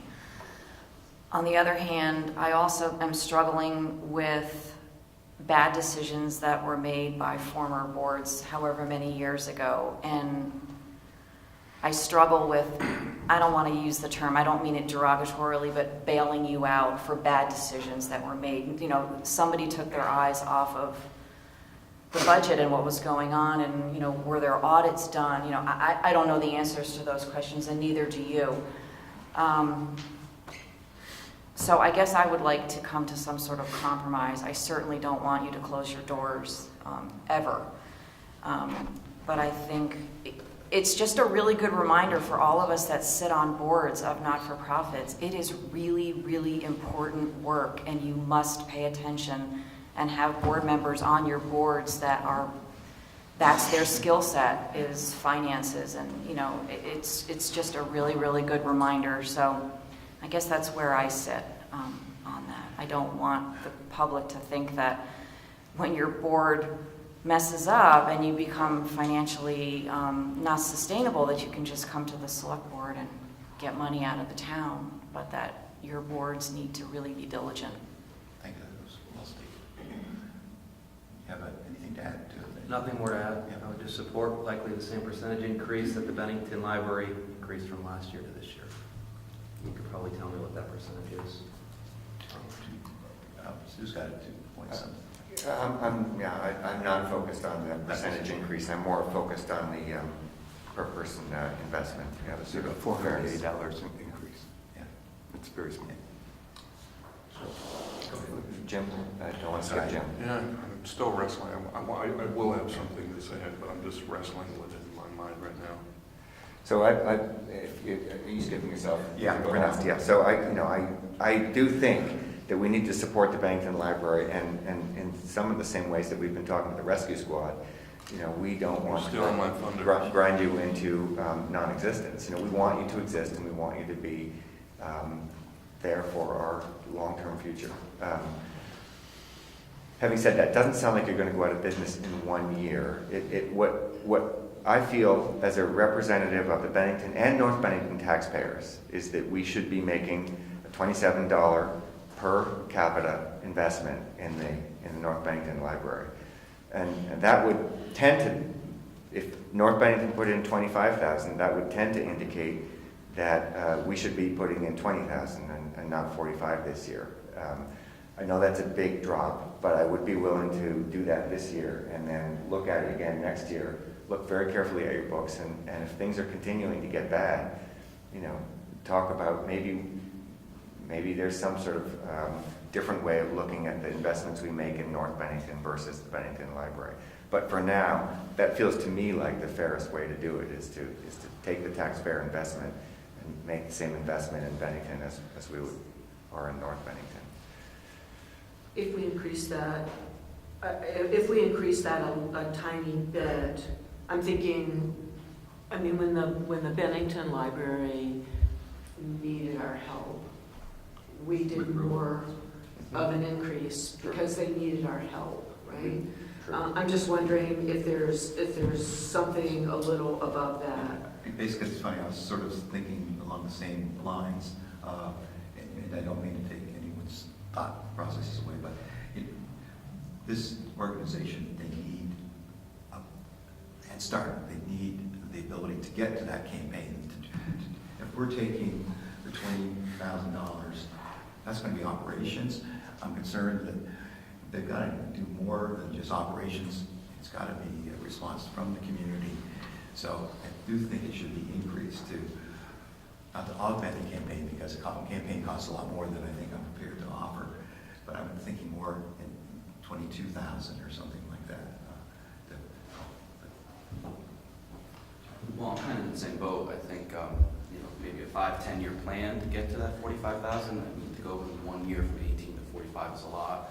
Being my first year, not knowing what the request was last year or the years prior, it's just a lot in 1 year, and a lot for the taxpayers to absorb in 1 year.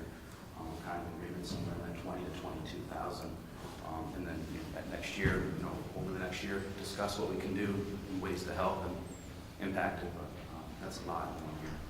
If we were to make a $22,000 investment in this, if you count North Bennington in that, again, I recognize that it's funny taxation, but if we count that $25,000 that would be coming from North Bennington, that would be a $28.6 cost per person in North Bennington. So that it would be not very much larger than the investment we're talking about making in Bennington, which is 27.7. And still well below the averages for Brattleboro, Burlington, Rutland, and Springfield. So I'm still in the range, yeah.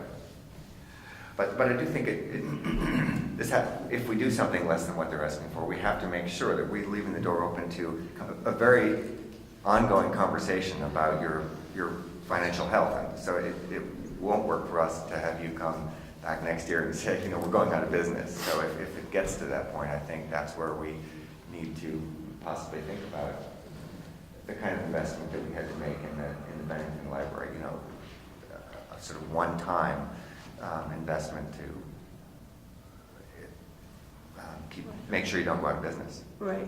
I'd also like to point out that historically, our requests had been flat for a number of years, and Mary knows more about that than I do. And then last year we increased our request. The steps on that, but Not off the top of my head. right. But But in the past it had been flat for a number of years. Didn't even keep up with inflation, basically. That was management issues. Yeah. Unfortunately, we can't in one fell swoop deal with the history, and all we can do is give you enough of a cushion to get going and support the effort, recognizing that it's probably going to still be a struggle, but I think what we hope is have an open dialogue during the course of the year through management to the board to say, here's what we're doing, giving us quarterly or something, and I'm not just saying that has to be reports on where you're at, And then if it looks like there's some real significant issues, then we can respond to them at that point rather than even waiting until the next ballot or a budget time. But it's going to be important that there be some real active fundraising efforts and campaigns during the year. And if you can go to those folks that are involved to say they have the backing of the Bennington Select Board, I think that might help. So please feel free to do that. We don't want you to fail. We cannot afford that because it's a critical resource to our community. And North Bennington is all part of our community. But the guiding principle for me is that the North Bennington people are taxpayers too, exactly as you say. And we should be making a fair investment. So I still don't know. I still don't have clear in my mind what happens to the extra investment that the village might like to make. But it feels to me if we just think about the taxpayer, that would be a fairly fair approach. I think that's all we can do. Yeah. From the board's perspective, we have a choice. The board either has to live with the money that they have and adjust their hours of operation or whatever it is to accommodate that, or continue as they have done for decades upon decades to make up the difference out of the endowment. Now, the board clearly recognizes that the way things have been done, these last 80 years, are not sufficient. So there is a concerted effort to look at a 5 to 10 year plan to completely revamp the finances and the endowment. But these things can't be done overnight. So any step that any municipality does to help us get in that direction is very much appreciated. The doors are not going to close next year, regardless of the investment that's made, but it is all part of a 5 to 10 year plan as to what would happen. One last thought on this, and I'm sorry to go on so long, but one last thought would be perhaps the town of Bennington should see its way to matching what the village of North Bennington would like to put into this, so that the village of North Bennington is willing, if they're willing to put in 25, maybe we should be willing to put in 25. It gets us above that $27 per person number. But it would be an unintended consequence if North Bennington said, well, let's not put in the 25 then because Bennington. Right. I think maybe that's almost like a next year discussion. Let's get through this process with knowing after what North Bennington does in March, what Shaftesbury does in March, and then maybe revisit next year based upon the request. And I would suggest 2022. But I support that. I said my piece. Yep. I don't support it. I support, in reflection to our Bennington Library here, and we answer to his recent comment. I mean, from an emotional standpoint and the impact they have, I couldn't agree more. It's a resource that our community needs, and we're fortunate to have the option with a wonderful library in the town of Bennington. We're fortunate to have the wonderful option in the town of North Bennington. I'm just looking at it from a monetary taxation standpoint. As Stuart commented, the goal here is to ensure we thrive to keep our tax rate where it needs to be. And I know this is a small increment, but I think as a percentage, it makes sense to me. I'm sorry, I'm not sure What is makes the sense? increase in a percentage? Same As the Bennington increase this year. Oh, okay. So almost level funding, if we want to say that. I think you guys covered it. Donald stole the majority of my thunder. I feel like we do, I mean, we have an obligation, we have a budgetary obligation, but we also have a community obligation. And I'm, yes, I think you can characterize it as emotional, but I think it's also institutional. I mean, it is part of the fabric of the community, and I think, one can take the emotion out of it. It's just what, we need libraries, there's certain kinds of institutions we need to make our communities strong. And this is an institution that is central to our larger community, so I do want to support it. I don't know, the 22 feels good. I would love to have here, as you develop your 5 to 10 year plan, I would certainly like to see what you're thinking and how the town of Bennington figures into that as we go forward. But I do see you as an important institution in our community. I want to support. I would support 22,000. I think we've heard your clarion call, which it is, notwithstanding the 5 to 10 year plan. Keep us informed. I think we'll talk about the final budget item. I don't think we have to have a vote on it right this moment, do we? Do you want more? Well, at some point today, I would. Why don't we do it then? Very good. All in favor of the budgetary consideration of $22,000 for the John Cullen Library, signify by aye. Aye. Those opposed? And 6 in favor and 1 opposed to that. And that opposition is from Carson. Thanks. We'll move on. Thank you very much. Thanks so much. Take a break. Oh, and we're going to move on to a break. How about it? Muffin break? Muffin break. 5 minutes? Are these bringing from us? Yes. We should thank them publicly. I mean, We did, yes. This was last time. Okay, We hammered but this time too. I mean, it was a motivator again. Once again, Yes, we also have requests from Bennington County Regional Commission, North Bennington Recreation, Perrin Recreation, that are normally line items in our budget, and they have requests. BCRC's request is up about $300. The others are level funded, and I would like to have the board take an action either to accept those or do something with them. So this motion to accept those. Before we start, in my role at Vermont Land Trust, I think a director of the BCRC, so is that a conflict of interest? Would the board not want me voting on Yes, this? wouldn't want you to vote on that particular point. So I won't be voting on BCRC. So it will just reflect that you abstain from the portion of the BCRC. Could I have a motion? Motion. Discussion? Unless you see a conflict, like. Will all these organizations be at town meeting? I don't know. That's a good question. more than likely not. BCRC was. Town of No. North Bennington. I mean, Neither with the village of North Bennington. I just didn't know what. Yeah, no, I don't. Well, so can you explain, I mean, it feels like, I don't know, why is the village of North Bennington asking us to put them in the budget for their recreation department? I mean, I get they manage their own, but it just feels like that ought to be something that is negotiated ahead of time, and it's just a line. Well, it is actually a line item in the budget. They submit an application to us several years ago. They began asking for some funding from the town of Bennington to assist with the recreational programs that they operate over there.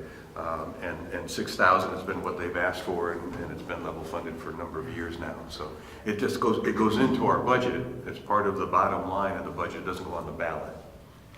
Okay, and the same with Parent Recreation. We moved them from the ballot into the budget several years ago, and so they're both there. So is that maintenance of their parks and things like that as well? Yeah. Yes. Not just programs, but well, also. They maintain. What was the name of the small ball field?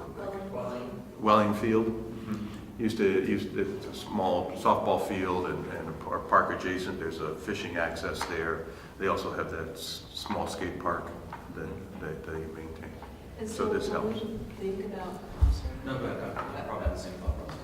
okay, when we think about, community assets and community development, is that piece carved out that we don't, do we consider it in our community assets as the town of Bennington? No. No. It's a Village of North Bennington asset. Is that a conversation that we can have with the village about? As far as employees and all of that, they cover that. They take, yeah, Yeah. they So it's whether or not you get a consolidation, for lack of a better, on that particular area. I mean, could be, something for another day. Kind of, my thought was, why is it under the Bennington, why is it slang under the Bennington Recs budget? Why is it separate? We have so many things. Thank you. We probably wouldn't want to give that up. Well, historically, we used to maintain Welling Field. And even though it is in the Village of North Bennington, and there was a time that we began to pull back from that, we no longer needed the field.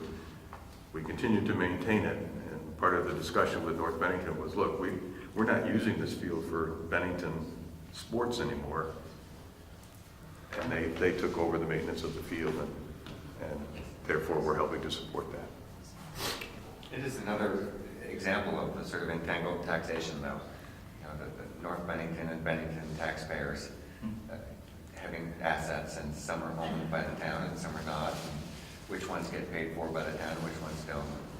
It feels like a pretty good system to me, where we use some of the taxpayer money to help them cover their recreational maintenance costs. If it were a big, big number, there might be an additional question about value versus use and tax versus not tax. But if we went through that same exercise we just went through at the libraries and looked at a per capita thing, that number looks pretty good. Mm-hmm. Yeah, exactly. I think you answered it. All in favor of those three? Signify by aye. Aye. And with the abstention on the BCRC. Noted by Donald. Thank you. That's 7. And 1 abstention on the BCRC. Okay. Moving on, and Stu, the next. Bennington Rescue Squad would be the next decision to make. Great.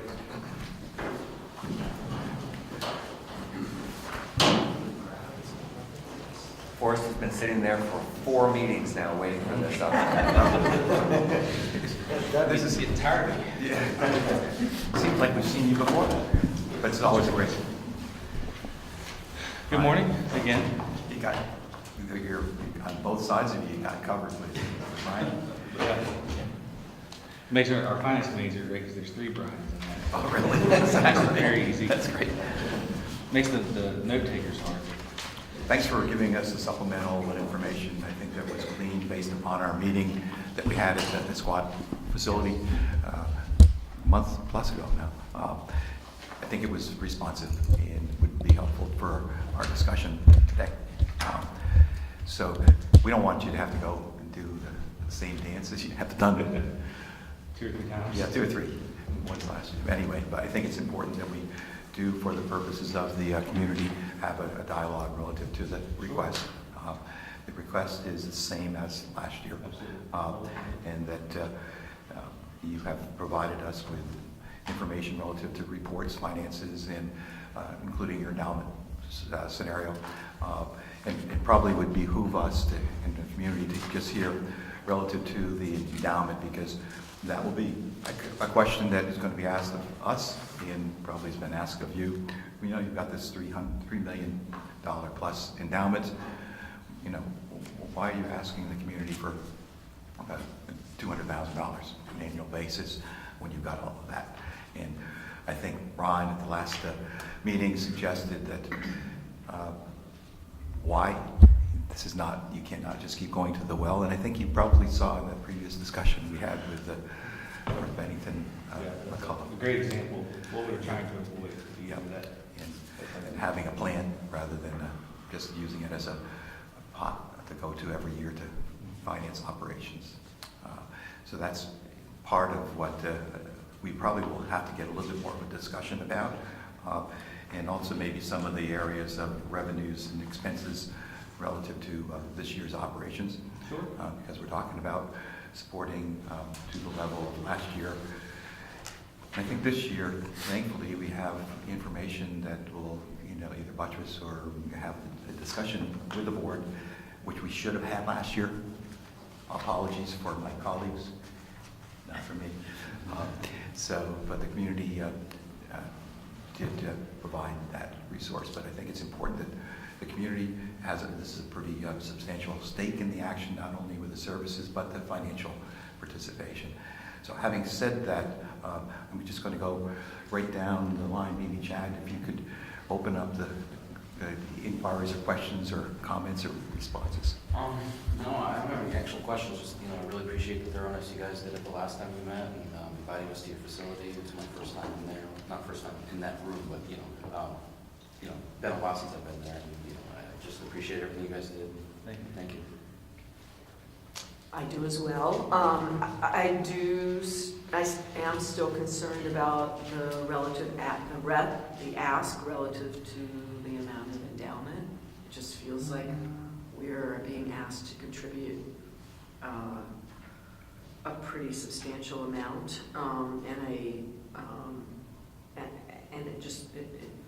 it's a huge amount of money. So I think I want. Would you like to have some discussion about the endowment again? I would. I'd be glad to field that a little bit, because I'm from higher ed background, and really the concept of how to manage endowments, is utilized throughout my industry. So we performed a calculation, and actually the operating budget, we had an estimate of $150,000, and that was me I hadn't done the calculation yet. It was very close. If you take the previous 12 quarters and 5% of that, taking the average balance, which is a very average policy in higher ed and matches the Bennington policy and many, many other institutions, the amount was $156,000. So I felt pretty good that my estimate was that close, because I didn't know what the actual balances were for all the different quarters. For us to be level funded, actually, it does assume that we're using $150,000 in the operating budget. The other thing that actually we probably are going to have to do go into an endowment more than just that, because the other thing that we're trying to get back to, as you may recall in previous discussions, is because we didn't have the solution of funding the annual operating deficit resolved, we actually stopped doing capital expenditures. And so there was no money spent for any material amounts for several years on capital expenditures until we figured out how to resolve this, because we were going into the endowment. And the reason it's remarkable that the endowment was that level over those 12 quarters. What we lived through is a historic bull market in the equity markets.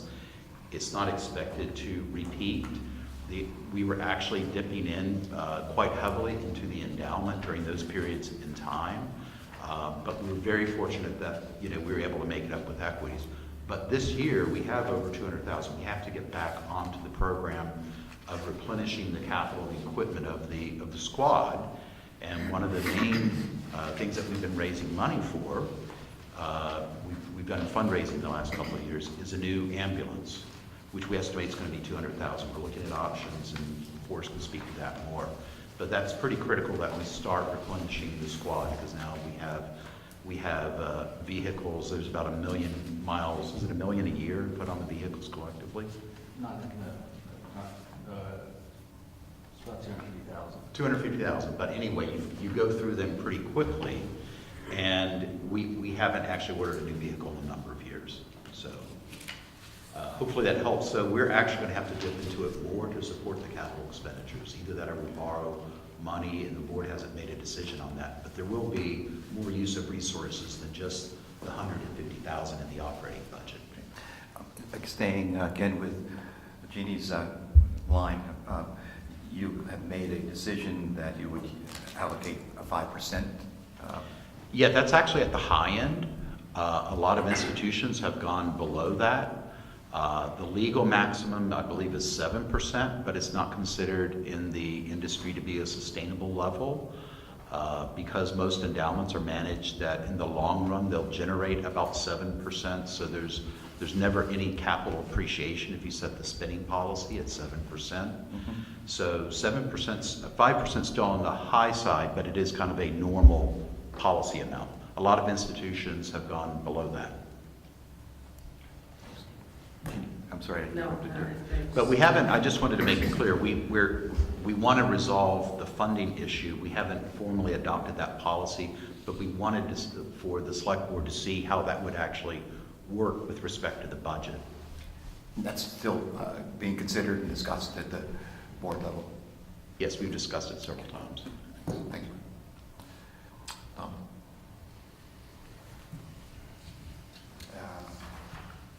I apologize.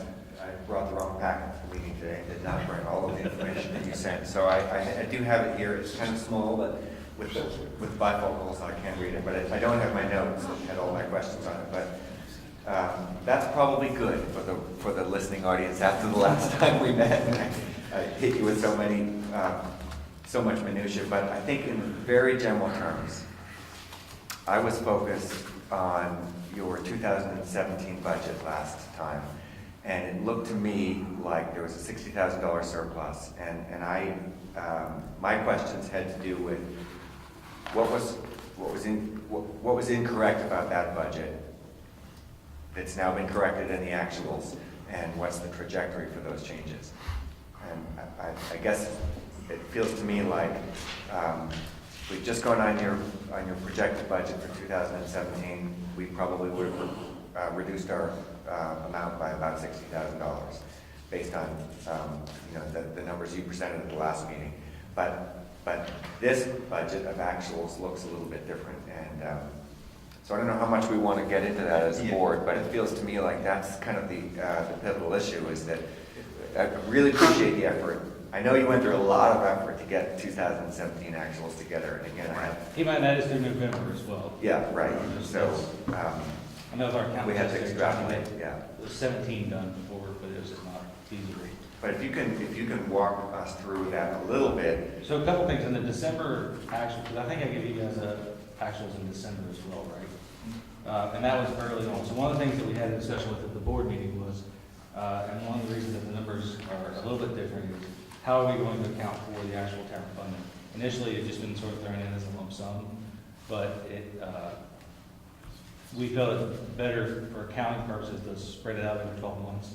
So you see in the income side, the 5320, the Bennington number shows the actuals through November. From an accounting standpoint, you would actually report that the appropriation is for a 12-month period. So you've got 5 months of actual. You shouldn't really be treating that as a I was obviously probably the voice saying this should be accrued over the course of the year, which is pretty standard practice for accounting. But so that's got 5 months of the annual appropriations in it, and the results through November. Everyone know what he's talking about there, that line 5320 municipal funding from Bennington. So 86,441. That's probably the most significant change, dollar-wise, from the things you guys saw in December versus November, because we had the discussion after our board meeting in December, based on after all the town funding came in, and then consultation with Brian and our accountants. Well, for the first 6 months, there's no town funding whatsoever. And again, if you did it on a cash basis, that doesn't make any sense either, because for January through June, then you'd basically have no recording of town revenues either. So really the answer is there's an appropriation, there's a period attached to the appropriation, you record it into income over that period.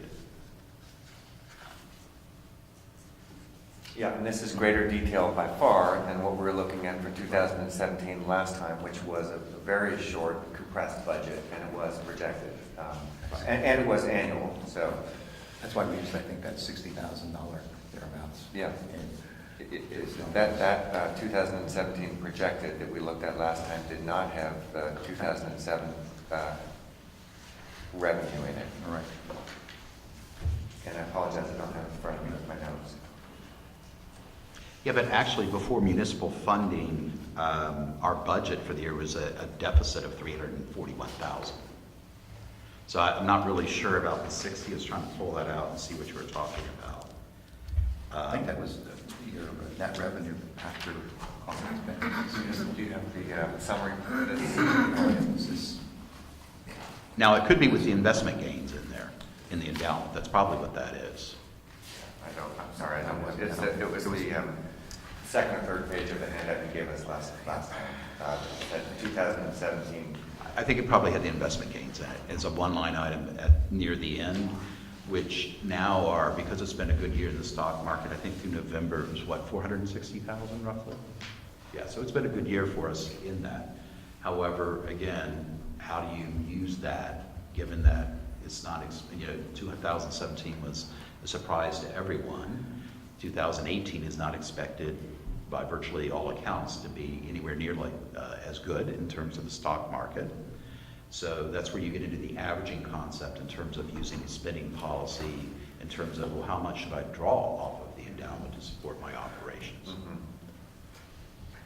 Well, I was particularly pleased to have a chance to take a look at your, you call it spending plan, but, or expenditure plan, but essentially your capital plan, right? Right. Which we hadn't seen before. And I do think that that answers the question a little bit.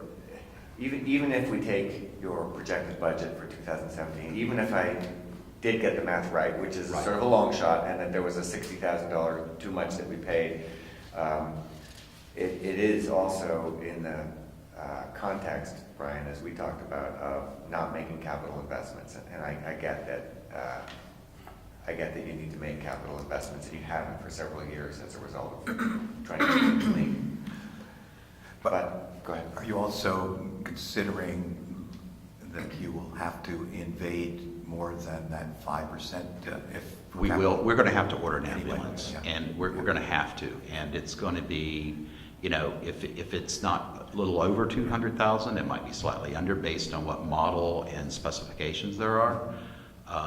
So we're going to have to put that in just because we have some reaching at the end of their life in the unit. So whether we finance it, the question is, do we finance that or do we? But we anticipate we're going to have to need some more of the endowment. So there must be something off in your expenditure plan then, because every year except possibly for 2022, it looks like your expenditures are well under the return you're getting from the endowment. You mean the capital expenditures? Yeah.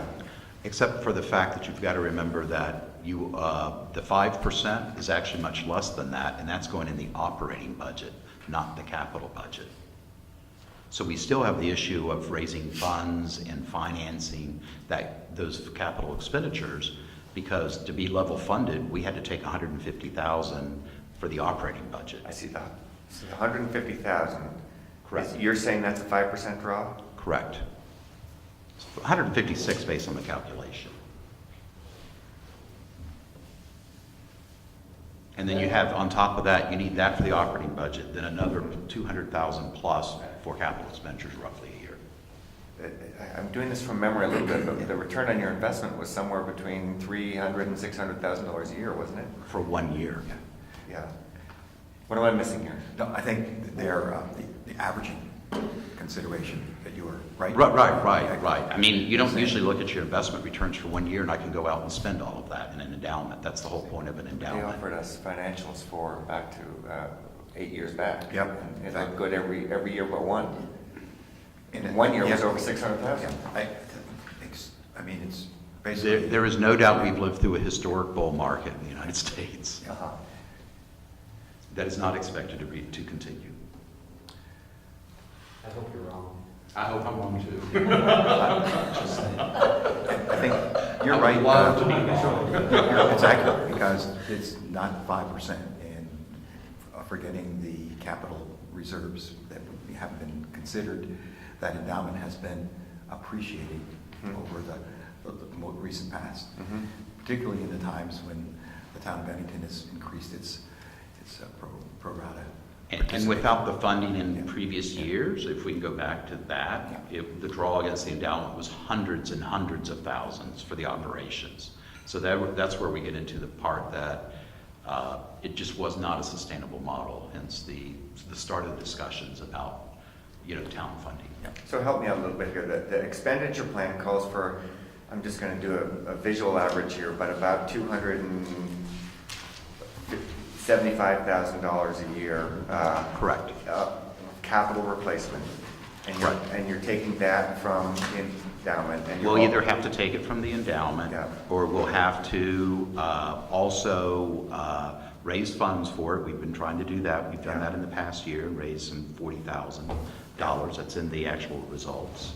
The 150 was appropriated for the operating budget. Got that. If we go that route with that, So that would be above and beyond what was appropriated. A lot of institutions, you couldn't touch anything beyond the spending policy. So you're looking at something like $425,000 a year you're drawing, just rough average, cocktail napkin budget that you're drawing from your endowment. I don't know that we would do that every year. We may finance some of those improvements, those capital expenditures. But if you were doing the 425, Right, you would and be what's doing the what's the approximate? And I know it's an average over 10 years. I know it's been a historic bull market, all that kind of stuff. But what kind of a return would you be expecting on your endowment at this point? 7% are what those portfolios are expected to get, so it'd be slightly above the 150. So the 150 is 5%. You're really talking about 200,000, 180 to 200,000. 7% of. And if you look at it, even with the historic bull market, it's only because you had those horrible years with the recession that the long-term average on the stock market has kind of gone back to its 7% is what the stock market is expected to return in any general sense. And your endowment is something north of $3 million, right? 3.2? 7% return. So 7% return on $3 million, 220,000, something like that, is what you would expect a year. So Yeah, and so then you typically don't appropriate all of that for the operating budget. So that 220, is this tedious for everybody? Or No, are we all right? no, Okay, no. so that 220, It is, but go ahead. that 220 in my mental math is covering, and Chad, you know, I know you're the math teacher here, but He's ready. But so that 220 it seems to me is covering half of your annual draw. The increase, whatever, is covering half of what you would need for both operating and capital replacement. Correct. Okay, so that's how you're getting at Correct. a number in the 200 and something range. Correct. Okay.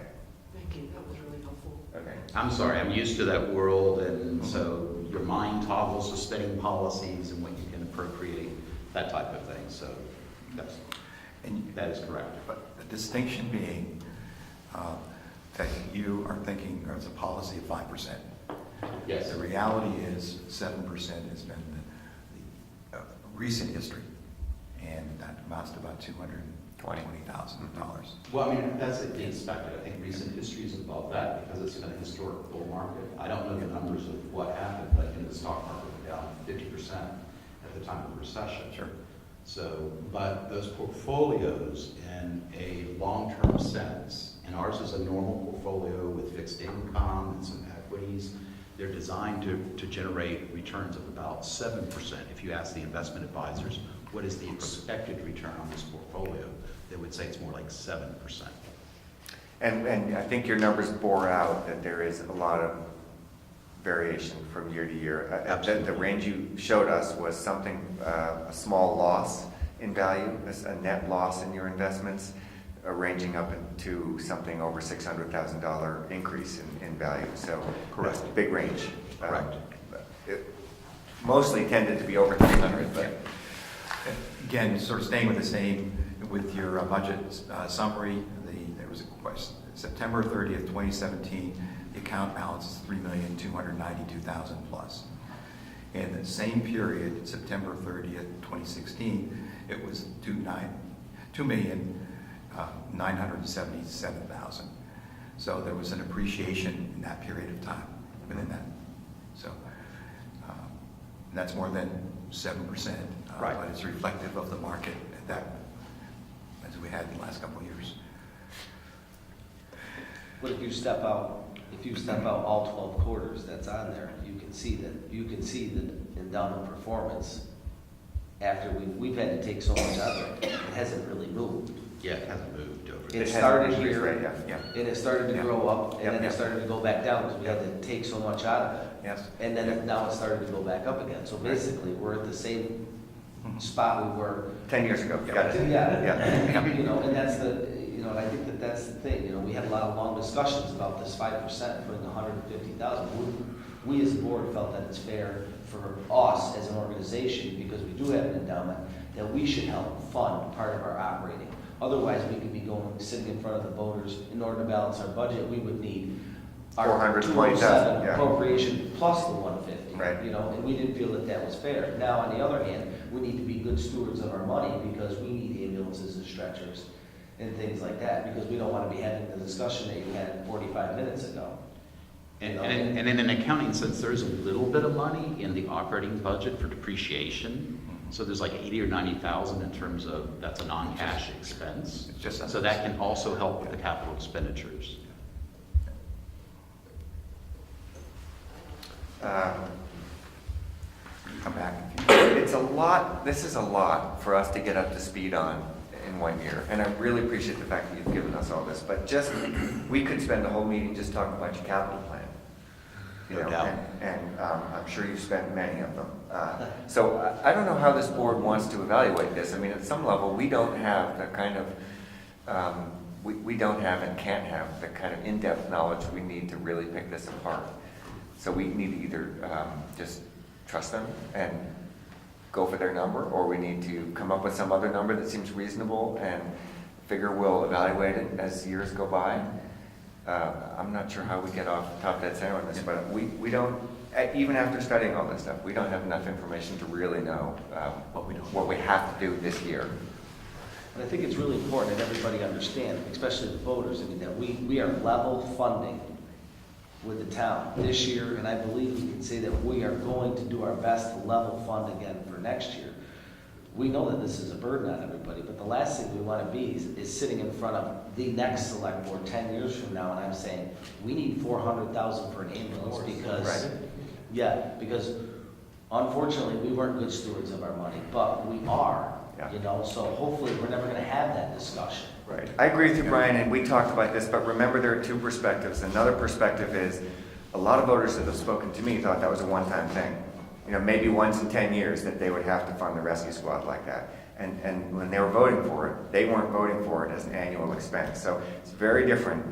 It's not fair to say it's level funded because level funded is zero. There was nothing in our budget last year for the rescue squad.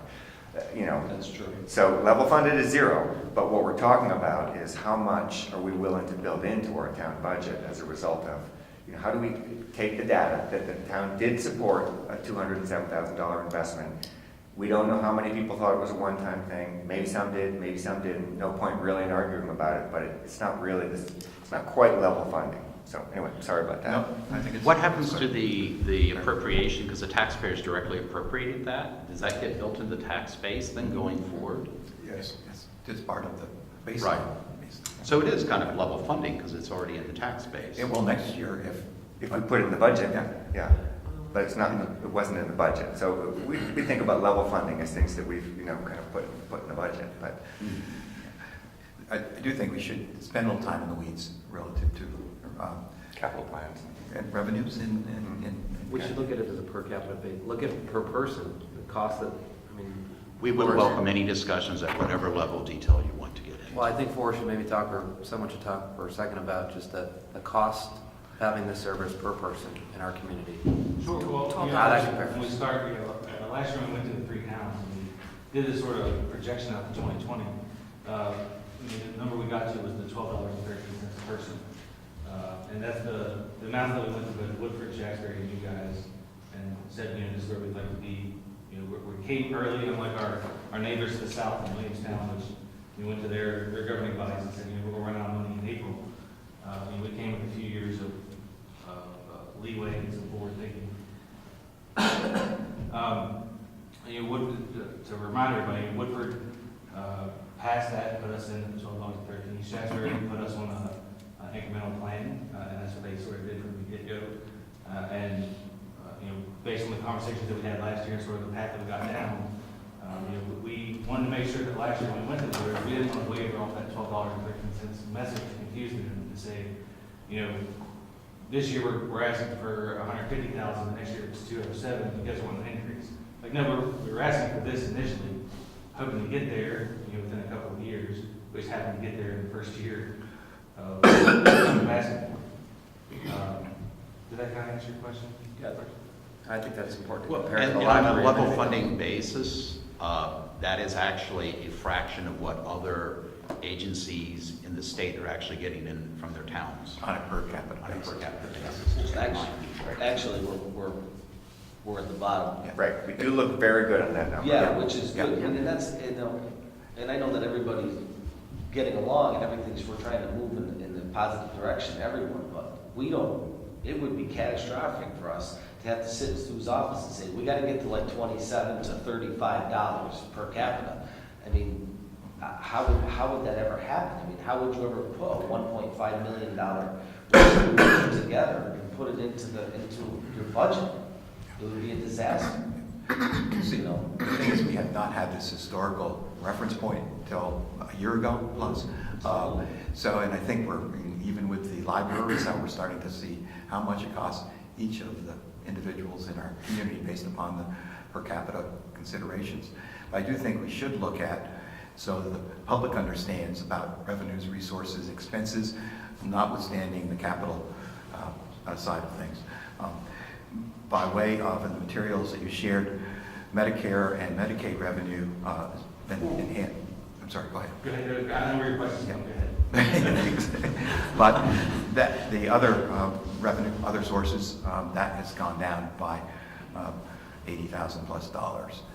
Could you give us the breakdown of where you're at, and where you expect to go, and is that part of what you expected the question to be? So the first, yes, sir, first question, I'm surprised I don't have one. I'm getting there. Okay. So one of the things that, because we were an agency, when I got here 4 years ago, it probably would not have been perfect when the select board didn't think we had our house in order yet. We had to do a whole lot of cleanup, we had to get the right members on the board, really start looking at this with a fine tooth comb. And one of the things that we had not gotten around to was getting our financials. We had this hybrid model, sort of expenses were on an accrual basis and our income was on a cash basis. It's nice when you do it. That's not what the account said. And you guys all remember, I can't say Al's last name. Payson. Al. Well, I was a treasurer for Bennington actually for close to 50 years and got us where we were at. And Al was also under, he used a lot of very old school accounting techniques where when I got there were binders of patient charts and different highlighting and different stuff. Anyway, so over the last couple of years, we've had to clean up our subledger. And one of the things that we did in 17, and we started looking at comparative data, is that our revenues for both Medicare, Medicaid, and others are going to be inflated because we are now truly over on an accounts receivable model. So previously, our funding was cash coming in the door. And for me, that hurts my head because that's not. So the books were actually, the revenues were recorded at cash, and at the end of the year, the auditors, we would book the receivables that were outstanding at the end of the year. So then that would get reversed at the beginning of the next year. So basically, it looks like a jump in revenues for this year going to an accrual basis. It really isn't. It's just the transition from a cash basis of accounting to accrual basis accounting. So then you'll see, and this year has the 5,004 to build revenue adjustments. The adjustments are starting to be built back in there, so our revenues will appear inflated, but there's an accounting function that puts the adjustments off the contractual agreements, and the fact that we bill an insurer $500 and they give us $260, that's all accounted for now better than it was previously. So when you see that jump in numbers, not because all of a sudden they found a huge pile of money and our revenues went up. It's basically the same, but now we're accounting for it in a different, more logical, proper accrual way. And the statements that you have were all fixed at the end of the year, but when you have interims, then it changes.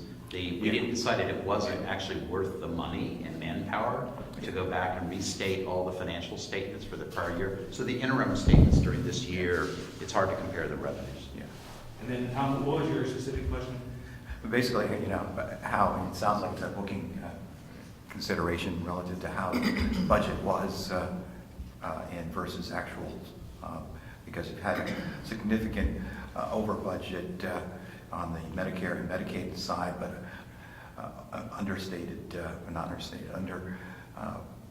considered patient revenue from other sources. That looks like a significant decrease. And there's some other issues that relate to that, I expect. That was the first on the income side. Do you want to talk about the decrease in other patient. Yeah. I think this goes to what we talked about a bit at the meeting at the facility, at the squad house, relative to transfers and Yes, those types of things. that's Right? the issue. You're correct. Yeah. So some of that is the piece of, I know we talked about it right at nauseam, but we staff, there's no fluff in making actually EMS staff anymore. We staff right with the demand for the town. And as you can imagine, there's spikes that go above that, so there are times when we can't cover everything that's needed. And the thing is that, of course, it's not flat nor static. So, in the middle of the night, according to the data, Bennington needs 0.8 ambulances. I'm putting that out there. I can't staff 0.8 ambulances. That's really hard to do. Middle of the day, you might need 2.3 ambulances. So that's also really difficult. I can't staff 0.3 of an ambulance. So we use a staffing model that allows us to capture, a good portion of the business, a good portion of the emergencies, and what we do with that extra capacity is that's where we do the transfers out of the hospital to Albany, to whatever the patient needs at that time. And that helps, when ambulances are moving, that's the stuff you guys aren't worried about, because most of the time, most people on some of those calls that don't get transported, those are the ones where we're being reimbursed from insurance companies. It's the readiness, it's the having the ability to have that ambulance available. I believe I talked last year that, we are at a point where, I came to you guys and said, well, do more business, we'll increase your revenues. And I said, awesome, that's a great idea. The hospital has a person that needs to go to Albany, and we have a crew available. The business side of me says, well, let's go take that. Until Chad starts having chest pain and calls an ambulance, and it takes us 35 minutes to get a crew together. Excuse me, don't worry about Chad. He's You're expendable. Yeah. We need a coach. And that's not right for the town. I can't take the last available resource and put it on something, Even though it is potentially it's a net revenue positive, because the town expects that if we call 911 right now, you're expecting an ambulance in 3 to 5 minutes to show up outside the door with a properly trained crew ready to go. And that's the expectation, and that's where the sort of the hidden cost of. Well, and I did want to point out, it wasn't just capital expenditures as to why we came to the town. We felt we had hit the end of the road in terms of cutting costs, because we thought it was dangerous for the town to cut costs further, because they needed those ambulances there at the type, at the levels that they had designated and studied for the safety of the town. And that was another compelling reason that caused us to bring forward the conversation with respect to funding. In the cost side of things, the expenditure is a good part of it. Is your salary structure? Yes, and I'll bring out, I'm sure Don will bring it up here in a moment. If you can see it. So, in our salary amount, there's a couple things that I'll just bring your attention to. It appears that there's some way over expenditures, and if you look right below there, it looks for some reason that our benefits are way underfunded. So, What are you have a pension plan for the? No. You don't have it. we have a 403B, 3% match. Okay, it's not a defined contribution. It's a defined contribution. Or defined benefit. It's not a defined benefit. No, it's not a defined benefit plan. No. So the one thing I'll point out is, and we realized this was an issue in 2017. For whatever reason, in 17 we changed up, trying to get a better handle on where all the expenses are. And when I ran reports later in the year, it appeared that no one had taken vacation. But the vacation time, all the holiday time, is still running through salaries and not through benefits. So there is some overtime in there. There is some inflated salary costs, but it's not that much. A lot of that too is vacation that should be flowing through 6102. For comparative data for previous years, we left it in there. And in 2018, which we just started, that's gotten fixed on the back end. So there's some rationale why we're $120,000 under in benefit costs, but $150 over in salary. I thought it might be useful to talk to one of the additional pieces of supplemental information that Forrest pulled together was where does the benefits squad in terms of salaries compare? And there was actually good data that you could gather from surveys that are published for New England.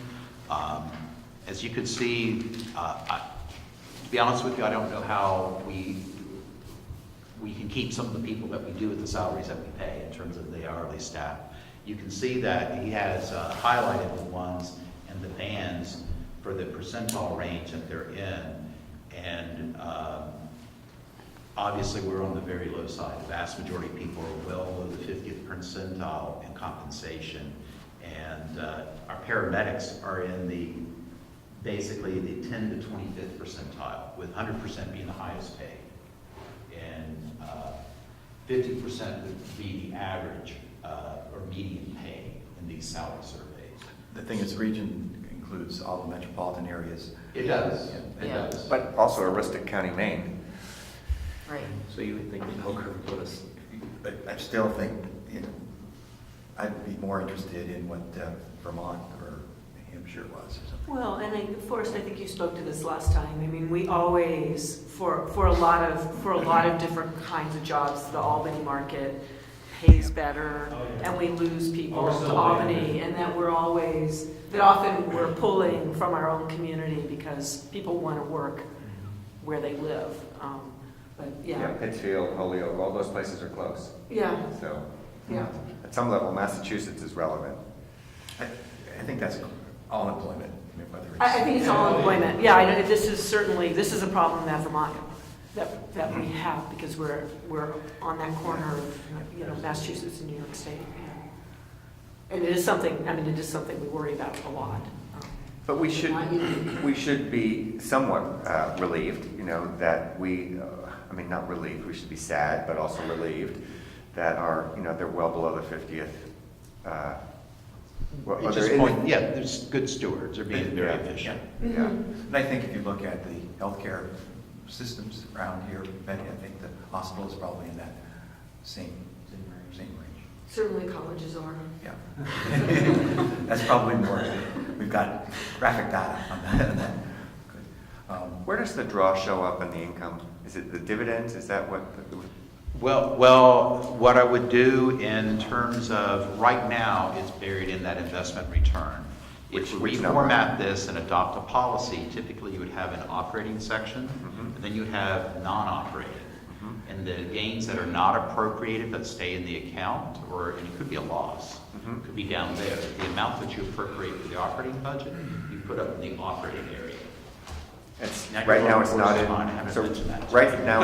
revenue section, is that right? What's that? It doesn't show it all in the revenue section? Yes, down there in the gains, it's in the investment gain. It'd be part of the investment gain, which is... What number? Down at the bottom. No, in revenue? I see, way at the Yeah, bottom. way down at the bottom, unrealized gain and gain on sale. It's part of that 482 of investment return. So really, if we reformatted this the way I would like to, if we have consistency in the town funding so that we can adopt the spending policy, you would actually have the appropriation for the spending policy would be above in the operating section. Then you would have a non-operating section on your income statement. There'll be years where your spending policy exceeds, frankly, what your investment returns are. So there's a loss down there. Yeah. But yet you still have the appropriation that comes into the operating Okay, section. so it's down there, but It's not down there, moved it's part into of the that, revenue. basically. Yeah. Yes. So I guess one of the problems in the revenue, I don't know if you've left revenue yet, but No. one of the problems in the revenue is you mentioned it already. This is 2017 we're looking at, so that 5320, the municipal funding line, only shows as 86,440. Where am I? Right, sir. Yeah. It's We're on 5 different, months. you're on a calendar year, we're not on a calendar year. Right. So there's 5 months of the appropriation period within this period. So there's 5 months recorded in those financial statements of the total Right. appropriation for the year. So from our perspective, there's a whole nother 7 months.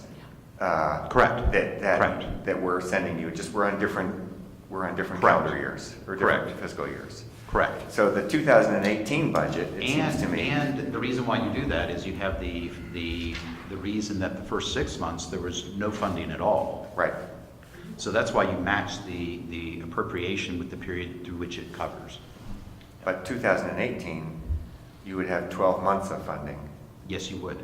So wouldn't this, if all other numbers were the same, wouldn't this look quite different? That's why it's good to look at the annual budgets that we presented, because the annual budgets kind of had the assumption of the funding. If it was level funding, it would end up being from the town of Bennington at $207,000 because it would be the same for those periods. So it would tie into what the proposed budget was for 2018. So these are 11-month actuals, right? Correct. And you're showing a total net loss of 152,466, is that right? That is correct. But that, sort of in our mind, doesn't include the... Well, it doesn't have the investment gain. That's the operating. Mm-hmm. Then you would have down there, actually the net revenue, because we had such good returns this year, is the 330 at the bottom. Way down here, right now. Okay. Net revenue 330.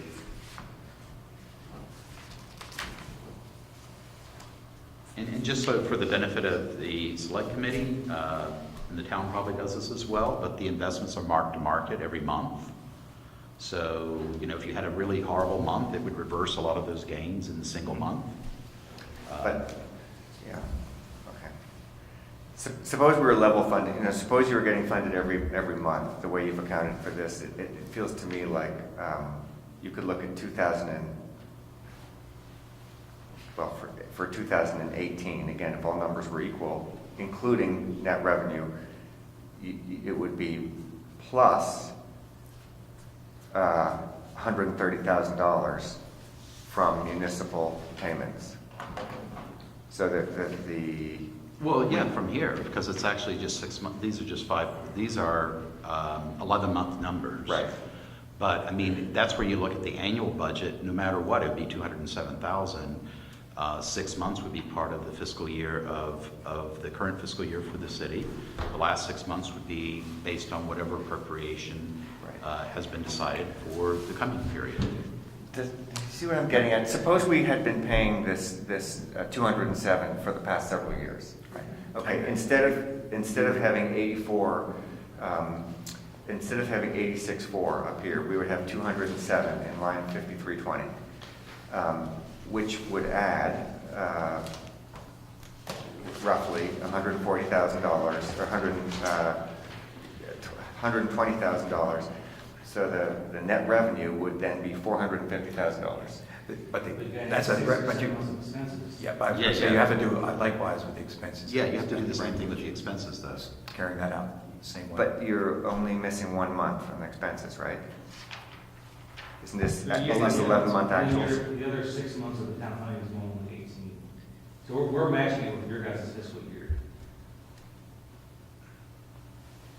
Well, you got to remember, we did work hard, and that's another part of the story you may remember, to make sure that we could come in at level funding. We started doing services to other communities to make sure that at a price that makes sure that the taxpayers here see some benefit from that. We worked hard to come in level funding for the next year, and I think you're seeing some of the benefits in this year from that, because there's categories of revenue that really weren't there before in a material sense. I'll finish your thought. Yeah. Okay. What I'm trying to say is, and it requires a hypothetical, but suppose we had decided to fund you at this level a couple of years ago. Your 11-month actual would look very different. There would be just 1 month left of municipal payments, municipal income yet to come. So you have 11 months of municipal income, which would mean that your total net revenue was somewhere in the $450,000 range, which I think is what we identified as the approximate need for both the draw and the capital expenditures. I think we said 420 was the number. So again, I'm asking for the hypothetical that we had been already making these payments last year, and if we had, that line 5320 would look substantially different. I know it's only 11-month actuals, but it feels to me like then you would end up. Well, then you've got a negative 152. Okay, add in another double that, then you're up to another 100,000. Let's say you throw another 100,000 in there, a little bit more. You've got operating losses in December to throw into that as well. You are back close to a net operating revenue of 0. before the consideration of what's going on with the endowment. And that was the whole point of the town funding last year, is we were trying to say Right. that this amount would allow us to get the net operating loss down to about zero. And then we could use the endowment for capital expenditures. But even for next year, we need 150,000 of it to actually level fund. Does that make sense, Don? Yes, yeah, I think I've extrapolated out, don't you? Yeah, I had not taken into account the 152, so yeah, that would take that total revenue down. Can I jump in here? I think let's give it the numbers just a bit more. Yeah, and that was the whole basis for the 207, was to try to get the operating loss accounted for. So in fact, that's exactly what it's doing. Now, of course, with everything going on, there's trends in the industry with Medicare, Medicaid, there's slightly less call volume, expenses go up. We need 150,000 yet from the endowment to level fund. So, and that's what we're proposing in order to level fund it. So we didn't need that this year. It's down in that investment gain category. But we were trying to eliminate the operating deficit so we get on to starting capital expenditures. I want to keep thinking about that, but I do have we had a meeting with the police chief last week and talking about dispatching, and I think you have a contract or arrangement right now with safety at $18,000, and there was a comment by Chief Doucette that it's really expense to the town of about $138,000, give or take. And I'd just like to have your comment reaction to that, because basically it's saying that the taxpayers, in addition to the 207 or whatever that is, we're supporting that level. Shouldn't you be paying the going freight because we're providing that service? So Chief Doucette and I had a conversation. We've actually met a couple times this week on a couple of issues, and I think there's some opportunities in the dispatching area. I think there's some potential gains on some collaboration and some working together with both agencies to try to figure out some things with dispatch. That's, in a general sense, it's probably the best thing. It just causes me a bit of restlessness relative to, we've got this additional expense to the town, in addition above what the community will provide to the squad. So we're actually, further this, we should be charging you more, and maybe you'd be asking for it more, or so you could balance your book, or finding other dispatch services. I guess that's a.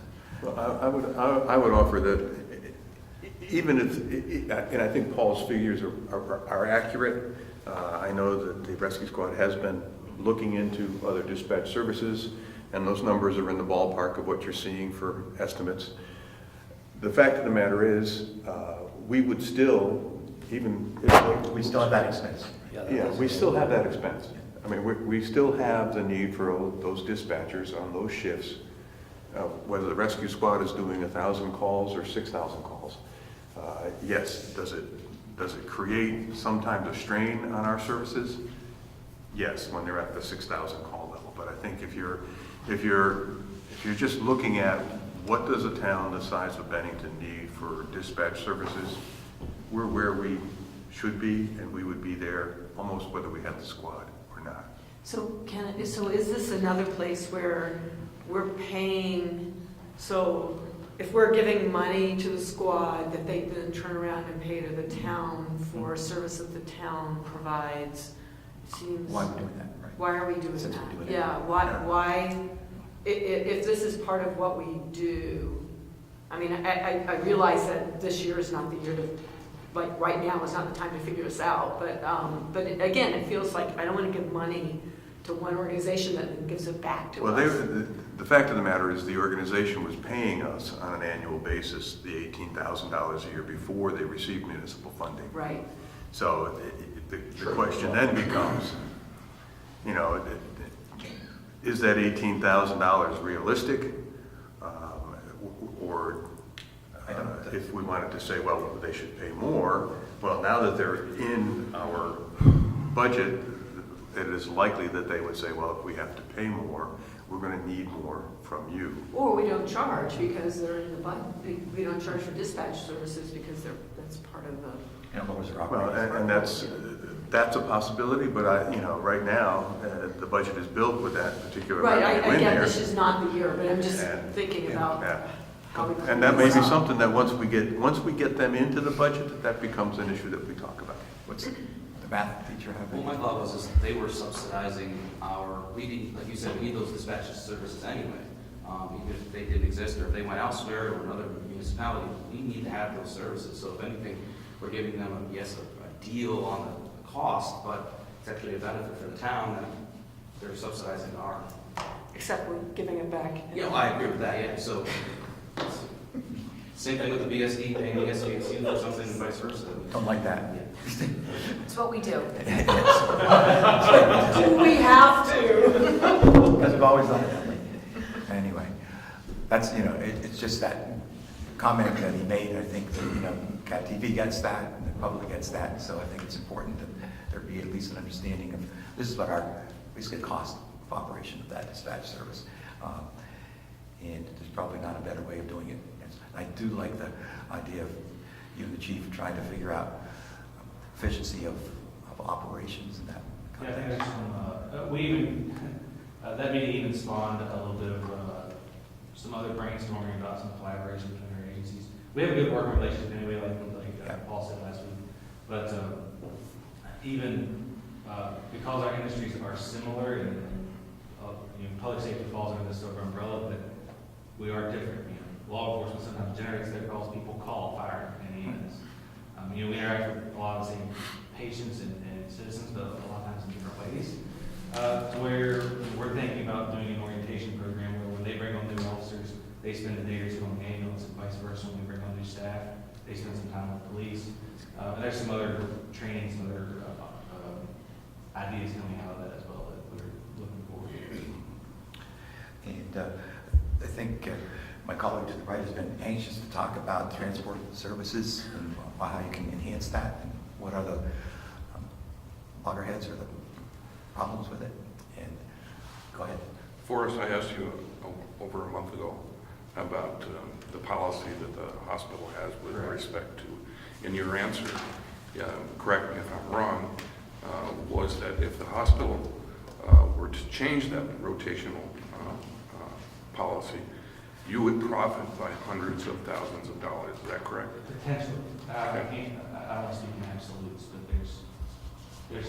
there would be some opportunity there. Yes. So virtually, that would have eliminated the entire conversation that we had today. Not necessarily, because I still think, regardless of who, I think that's where some of this is I do think it's going to help. And like I said last week, whenever we met, that there's not a silver bullet. There's us looking at additional revenue streams, there's us cutting expenses, there's us getting into new industries, there's us looking at more efficient ways to do things, et cetera, et cetera, et cetera. One of the things that I'll allude to the conversation I made earlier, regardless of who provides EMS, let's pretend that Bennington Rescue went away tomorrow and another EMS agency came in town just to move patients. At a certain point in time, the town is going to want EMS coverage. And let's pretend that this happens in a lot of towns.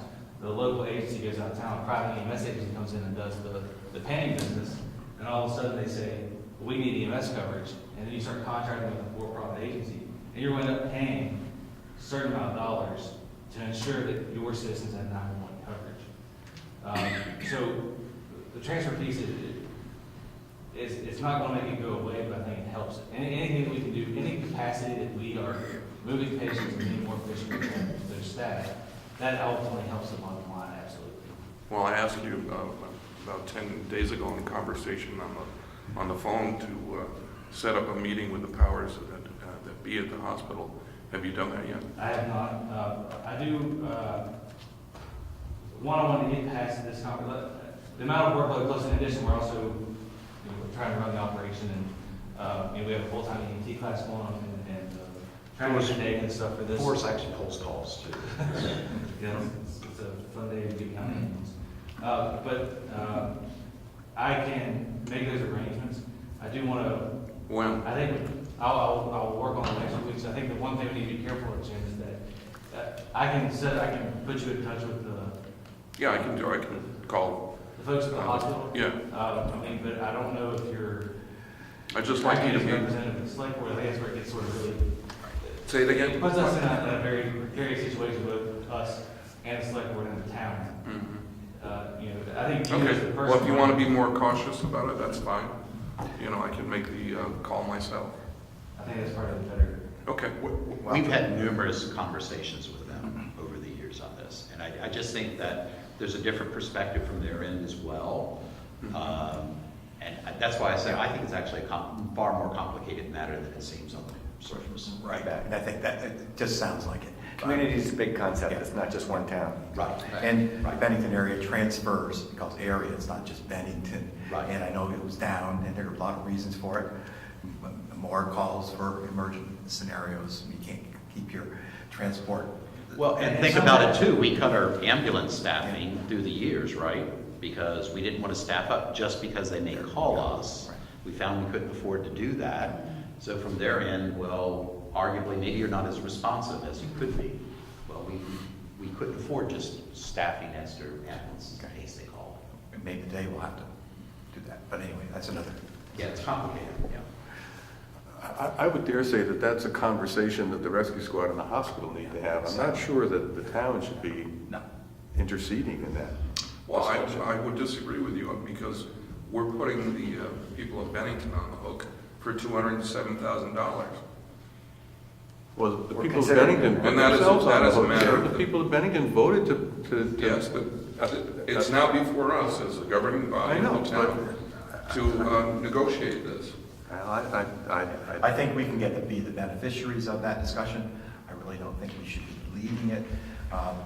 And I think I have confidence that Forrest and the board can talk with the administrator at the hospital, trying to get. I think the fact that we can say that the select board has grave concerns that this goes on, and it doesn't support the town of Bennington itself, is actually will help us in the argument. We have this conversation multiple times a year with the hospital.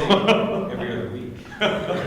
See, that's a waste of time and energy too, for you and the recipient of that discussion. But I think just the fact that other people are aware of this issue, I think is helpful in the discussions. I think it is important to recognize that the health system in our community serves multiple communities as well. Yes. And we're a tri-state health system, and I think there are a lot of layers to this that all of us are not, educated on maybe to the fullest degree of the historical on it. So I think you guys engaging with the health system is definitely taking the best route, having those honest conversations. I just think it is important to remember that our medical system serves more than just Bennington. And as we continue to grow that footprint, it does tie into this conversation as well. Yes, it does, yeah. So that's a We very... hang up the phone and then the phone rings again and it's another person in another community looking for the same thing. Sure. I have a really basic question. As far as the purchase of the new ambulance, Yes. what's the benefit for financing it versus not financing it? And the other thing I thought of when you were talking about not having an ambulance available because they're all out and you have to always make sure that you have coverage. Are you planning on keeping the old ambulance, and is it usable to fulfill a need that would actually generate revenue? It might not be appropriate for certain situations, but is it a good idea to keep it because it is still usable? So where we're working to get our fleet is, there's industry standards, and fleet data is a big component of it. We had to get our finances in order more urgently. But there are national standards as far as looking at ambulance costs, and there's a big long calculation. Once again, don't want to get too in the weeds of it. You start looking at cost per mile.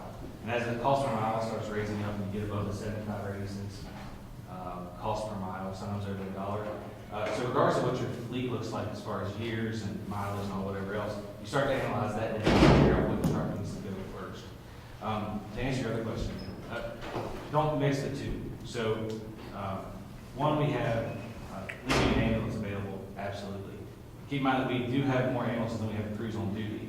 but we have ambulances that go down for service. That when we have special events like Bennington College or SVC has graduation or Garlic Fest or whatever else, we have to dedicate an ambulance to that and still maintain coverage. So if let's imagine Labor Day weekend, or actually in May, you have May Festival on, you have 2 college graduations, and we're trying to cover the town. Our garages are empty. So if a vehicle's down for service, it really limits our ability to do some of our business. So there is a couple of ambulances that we're constantly rotating the fleet, all that type of stuff to try to minimize or to equal out the wear, that type of thing. As far as additional uses, one of the things that we do, if you look on the capital budget plan that we adopted a few years ago, is we started to do remounting. So there's 2 major components. There's 2 major expenses in the purchase of an ambulance. You have your chassis, which is the truck, the front, the engine, the wheels, the frame and all that, and then you got the box. Previously, for whatever reason, you end up doing this whole, we'll go buy an ambulance and run it and we'll trade it in. Well, if the box is not hurt, then there's programs called remounting. So you literally pop the box off and throw the chassis away, you pull in a new chassis, you drop on the same box, maybe do some body work, maybe do some electrical upgrades. And our fleet replacement plan, we've done it twice already and prospectively going forward. Our goal is to get 9 to 12 years out of the box, but you might change the chassis out once or twice underneath. So, and then at a certain point in time, after so many remounts, the manufacturers won't warranty the exchange of the box. So that's one thing that we do. There are some potential training opportunities and that type of thing. The big issue with that is that those engines and the vehicles themselves get run pretty hard, and usually by the time we're ready to retire a vehicle, the salvage value on those is $1,000, $1,500. I was just thinking, I know you do transfers between CLR and the hospital. Yeah, That's- right. I just didn't know if there was a revenue source by using an ambulance that probably could never go to a car accident or something like that where you need the top-notch. You gotta remember, if we put an ambulance on the road as an ambulance, It has to be. I have to meet regulatory Okay, requirements on the. that's what I needed to know. Okay. That's what I needed to So know. it's basically like RJ, when the vehicle's life expectancy is done, it goes away and a new one replaces it. Otherwise, we wouldn't have a spot to store them. Yeah, that was another question I had, was room. And the other question you asked was leasing or financing versus paying outright. Well, one of the benefits to that is we're able to pay on a monthly basis. Right. And we don't have to drain our endowment, so it allows us to be able to earn more revenue. No, I understand that. We do it all the time with Yeah, the right, town right. vehicles. Same concept, Same but you concept. just So- hate to use the liquid resources. So the Right. board is going to evaluate what's the most, Right. okay. Sure. That's the only thing I had. I had to get out of math world for a moment. I'm there with you. Okay, any additional thoughts, comments, Carson? I have one more, actually. No, Is no, the please. goal to be able to reduce over time the line item in the budget? Is that the goal? That's probably the goal for all of your expense line items. Is that your goal? I would love to do that. Do I think that's going to happen? Probably not. I think this drives a lot of that. Because I am struggling with what, people did believe that it was a one-time expenditure, and that's difficult to explain. So I'm in Donald's camp. It's uncomfortable. But if we could turn around and say, yes, but it's decreasing over time, and they're becoming more sustainable and independent. Was it ever presented as a one-time? I guess I did believe that. Yeah, That was the perception. The perception was, and I think when we had this is a clarion call, we got to start looking at this because it's not sustainable. And we said, here's what's going to happen in 5 years. I think people thought, oh, we're taking care of this with the $200,000+ for the next, it'll cover 5 years. That was not the right, either the message delivered or received. Oh, I haven't actually encountered that, so it was. We have. I think when I talked to people, I made it very clear that it was the start of the process. So that's. The budget's never, as you guys know, our budget's never going to go down. Yeah.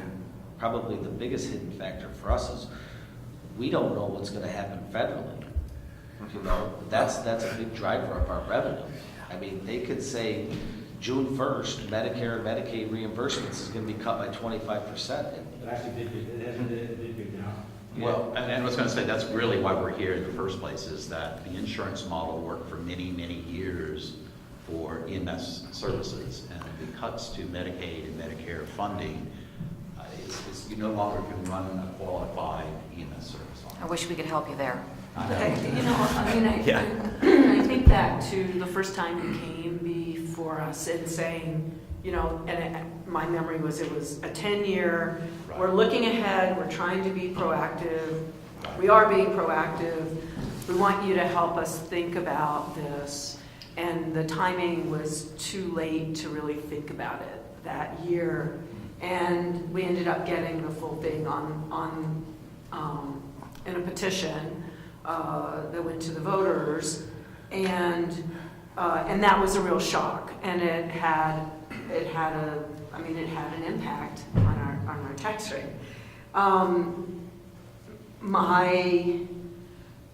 It feels like now, so it feels like somehow something shifted, because now we're no longer talking really, for me, from my perspective, it doesn't feel like we're talking about how do we figure out how to do this together. Instead, it's like, well, okay, we got that last year, let's, you know, that's what we need from you every year, and it might get worse. Well, it might get better too, and every time, you know, we have a conversation about it might get better, or it might stay as good as it is, we go to, well, it could get worse. So, I mean, I don't know, I'm concerned about the amount the taxpayers will be paying when, in fact, we've got time to figure this out over time.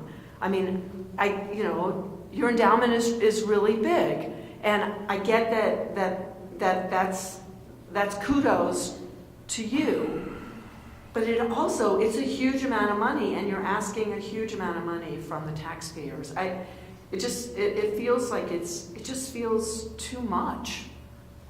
I don't know, it feels like we've got years, we do have time to figure this out. You know, there are ongoing conversations with the hospital, there are ongoing conversations with the town and with the police department. I mean, it feels like there are a lot of unknowns, and that, you know, you've created a wake-up call by going on the ballot last year that we really need to be figuring this out. But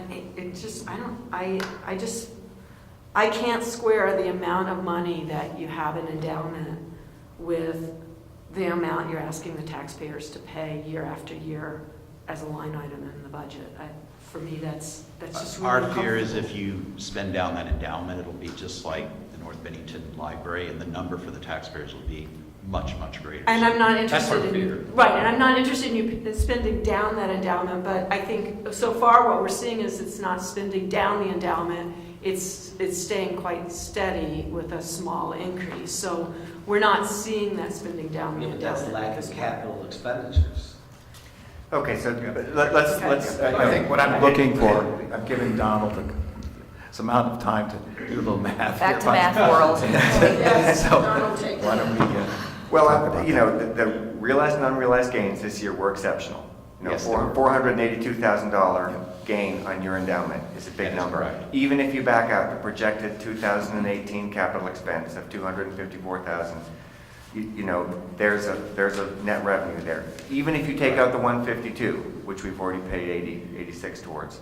So it feels to me, friends, like we need a 2018 budget, which we don't really have. You know, we have 2017 actuals here. But what I would suggest is that we come up with some number that's less than what they're asking for, with a commitment to increase every year, but give us some time to look at how the actuals play out. So I would propose that we consider putting $150,000 in the budget, and with the idea that we'll be increasing that 10% each year and looking at their budgets in depth every year, and that we will, if next year things are really going off the rails, then we may have to increase it more than 10%. But that would be the kind of guideline for what we would expect to do. Otherwise, I think I think we stand a chance of filling a hole which is already being more than filled by a good year of endowment. But we can I guarantee. mean, we are having a net positive year, that is a fact. Yeah. We can guarantee they can build a budget around a certain number with a guaranteed percent increase that we'll look at. I would say, we have to look at it every year, but I would Not the say, entire year, I would assume. no, but I would say that for their projections for 2018, that they could, that we give them, the sort of tacit approval to kind of think about the 150 plus 10% in coming years, but with the idea that we have to approve it, and it'll be different select board members and everything else. Yeah. So we're meeting halfway, not offering the whole thing, offering a path to full funding.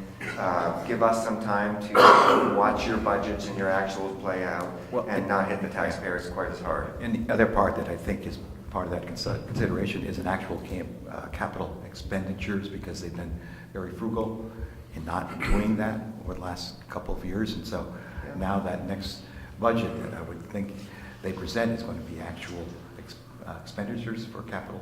Although I'm pleased with their capital expenditure plan. But that's to plan versus, they don't have a capital reserve. If you want to comment, that's a delayed plan, is that correct? Yeah, it's delayed. Yes. Yeah. Significant. Yeah. It's a significantly delayed plan. Yeah. But when you start going actual.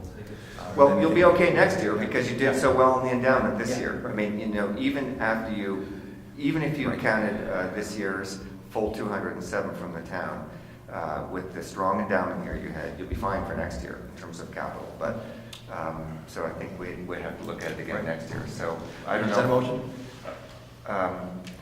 Yeah, well, so I will make a motion that we offer to put $150,000 as a line item in the budget, and that we offer an indication that we would like to consider a 10% increase until we get up to this 207,000 amount, but not a commitment. Sorry, Nancy. I always run on. Okay, but motion to put it in for 150. Period. Yep, I think I don't. Oh, period? Yeah, Period. No Second, please. 10%, nothing? No, Second. no, second. Well, that's going to be in the minutes, and that's going to be the understanding of this. Yeah, I'll come back to that, Nancy, to help me out. Yeah. We have a second Second. discussion, because I don't think we can commit another board to that promise, which would be, and we haven't got the ability to enforce that. It could be a nice statement in the minutes, but it can't be a commitment. Could we come up with some sort of a formula? And, there may be one year where we need to exceed 10%. There may be a year where we can back off. I think we got to look at each budget here. That's What I'm trying to kind of get like at what I'm saying. is that we every year is an individual year, and every year depends on how their endowment Thank does. you. As they say, the endowment may tank, and their needs may be greater next year. So every year we have to look at it, but that as a guideline, as a thumbnail sketch, a cocktail napkin budget, we look at increasing this slowly. But what if they don't need it? Well, we look at it. We So look we look at at it. it. We look at it. Thank and you. If Okay. it turns out, if it turns out, we could love more than not to have to come back. right. If their endowment keeps banging along at $482,000 of profit a year, then Great. they'll be fine. But Right. probably not going to. That's right. Stewards. I just think that you folks, as people who set the budget, and obviously whatever you do affects the tax rate, I would caution you not to think in terms of big gains, No. big losses. We have to look at each. Because the last thing you want is for the tax rate to go up and down in dramatic fashion every year. Well said. That's true. But, That's true. yeah, and I think we're in on that. So we don't want, but your endowment does offer a buffer. Right. That can allow some expansion and contraction and could And we allow do steady welcome growth. dialogue as to the best use of it, because we know once you go You can on insulate public money, it's a different Right. game altogether. Being optimistic, Stuart, that shouldn't be a problem. So, and I Just think a caution. No, it even is. if we vote on this, and even if we vote to put this in for 150, they still have the option to decline and to Go through the petition. go through petition, right? The petition deadline is the 18th of January. They wouldn't have much time. But they were on last year. Level 100. But they petitioned last year. Oh, you would place them on the ballot? Yeah. And not force them to petition? No, I think. Well, what's, Because it's the same amount. yeah, sorry. policy. The hope would be through this dialogue, we could agree and not have to have that alternative like we did last year. I mean, I don't want to put them on the spot, that's not fair, but as we walk away from here would be. Let's just go with, this is 150,000? Yes, that's And let's deal with that, the realities of it, and if there's some side stuff, deal with that, but right now, that is the amount. Next year, we'd have full actuals for 2017 under your new budgeting system. And we could ask for a budget for 2019, and we'd have 11-month actuals on 2018. We have a lot more data next year. Further discussion?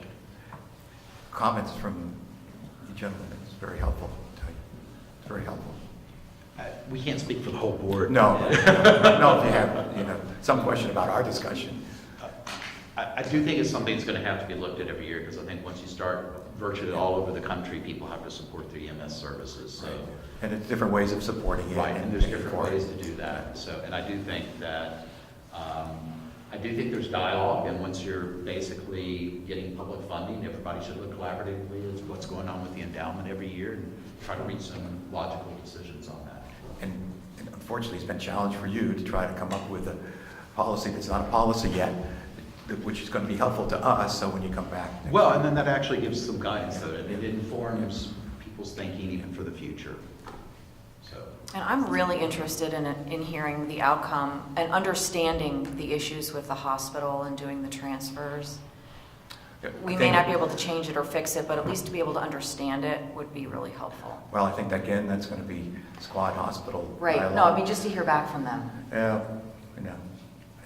I'm not so sure if, it's nice to hear, but unless you want to give it. We can be online. Okay. Yeah. Okay. But I understand where you're coming from. I just don't want us to get drawn into the dialogue. Okay. No, I don't want to be part of the dialogue. I'm not an expert. I have nothing to share, nothing to offer. Okay. We have the motion and second and discussion. Any further discussion? Hearing none, I'll call the vote. All in favor signify by aye. Aye. That's 7 in favor and no opposition to it. Thank you very much, gentlemen. Thank you. Going through all that. And it'll be even longer next year. We've had a motion to come out of executive session now, and we're out. We have salaries for 3 positions with management, the manager, town clerk, and treasurer. Could I get a motion for the town manager's salary? So move. Could I have a second? Second. Any discussion, further discussion on the salary? And what is that motion? I don't believe you. What is the motion? Salary of 108,472? Yep. That's the Yes. motion. Second? Any further discussion? Signify by aye. Any further discussion? Oh, Are you voting? yeah. Unless you want to have, I'm sorry, you want more discussion? No? If there's no further discussion, all in favor signify by aye. Aye. Opposed? Okay, 1 opposed. It's Donald. Town clerk, could I have a motion for the salary for 2018, 2019 for the town clerk? Make a motion that we increase roughly by the amount of inflation to 84,804. Is there a second? Second. Further discussion? Aye. That's everyone, 7 in favor, no opposition. Treasurer, could I have a motion? Recuse myself. Okay. I'd make a motion that we also increase this by roughly the amount of inflation, which is bring it to 14,422. Second? Second. Further discussion? All in favor signify by aye. Aye. 6 in favor, 1 abstention. That's all. Is there a motion to adjourn? So move. We are adjourned. Thanks.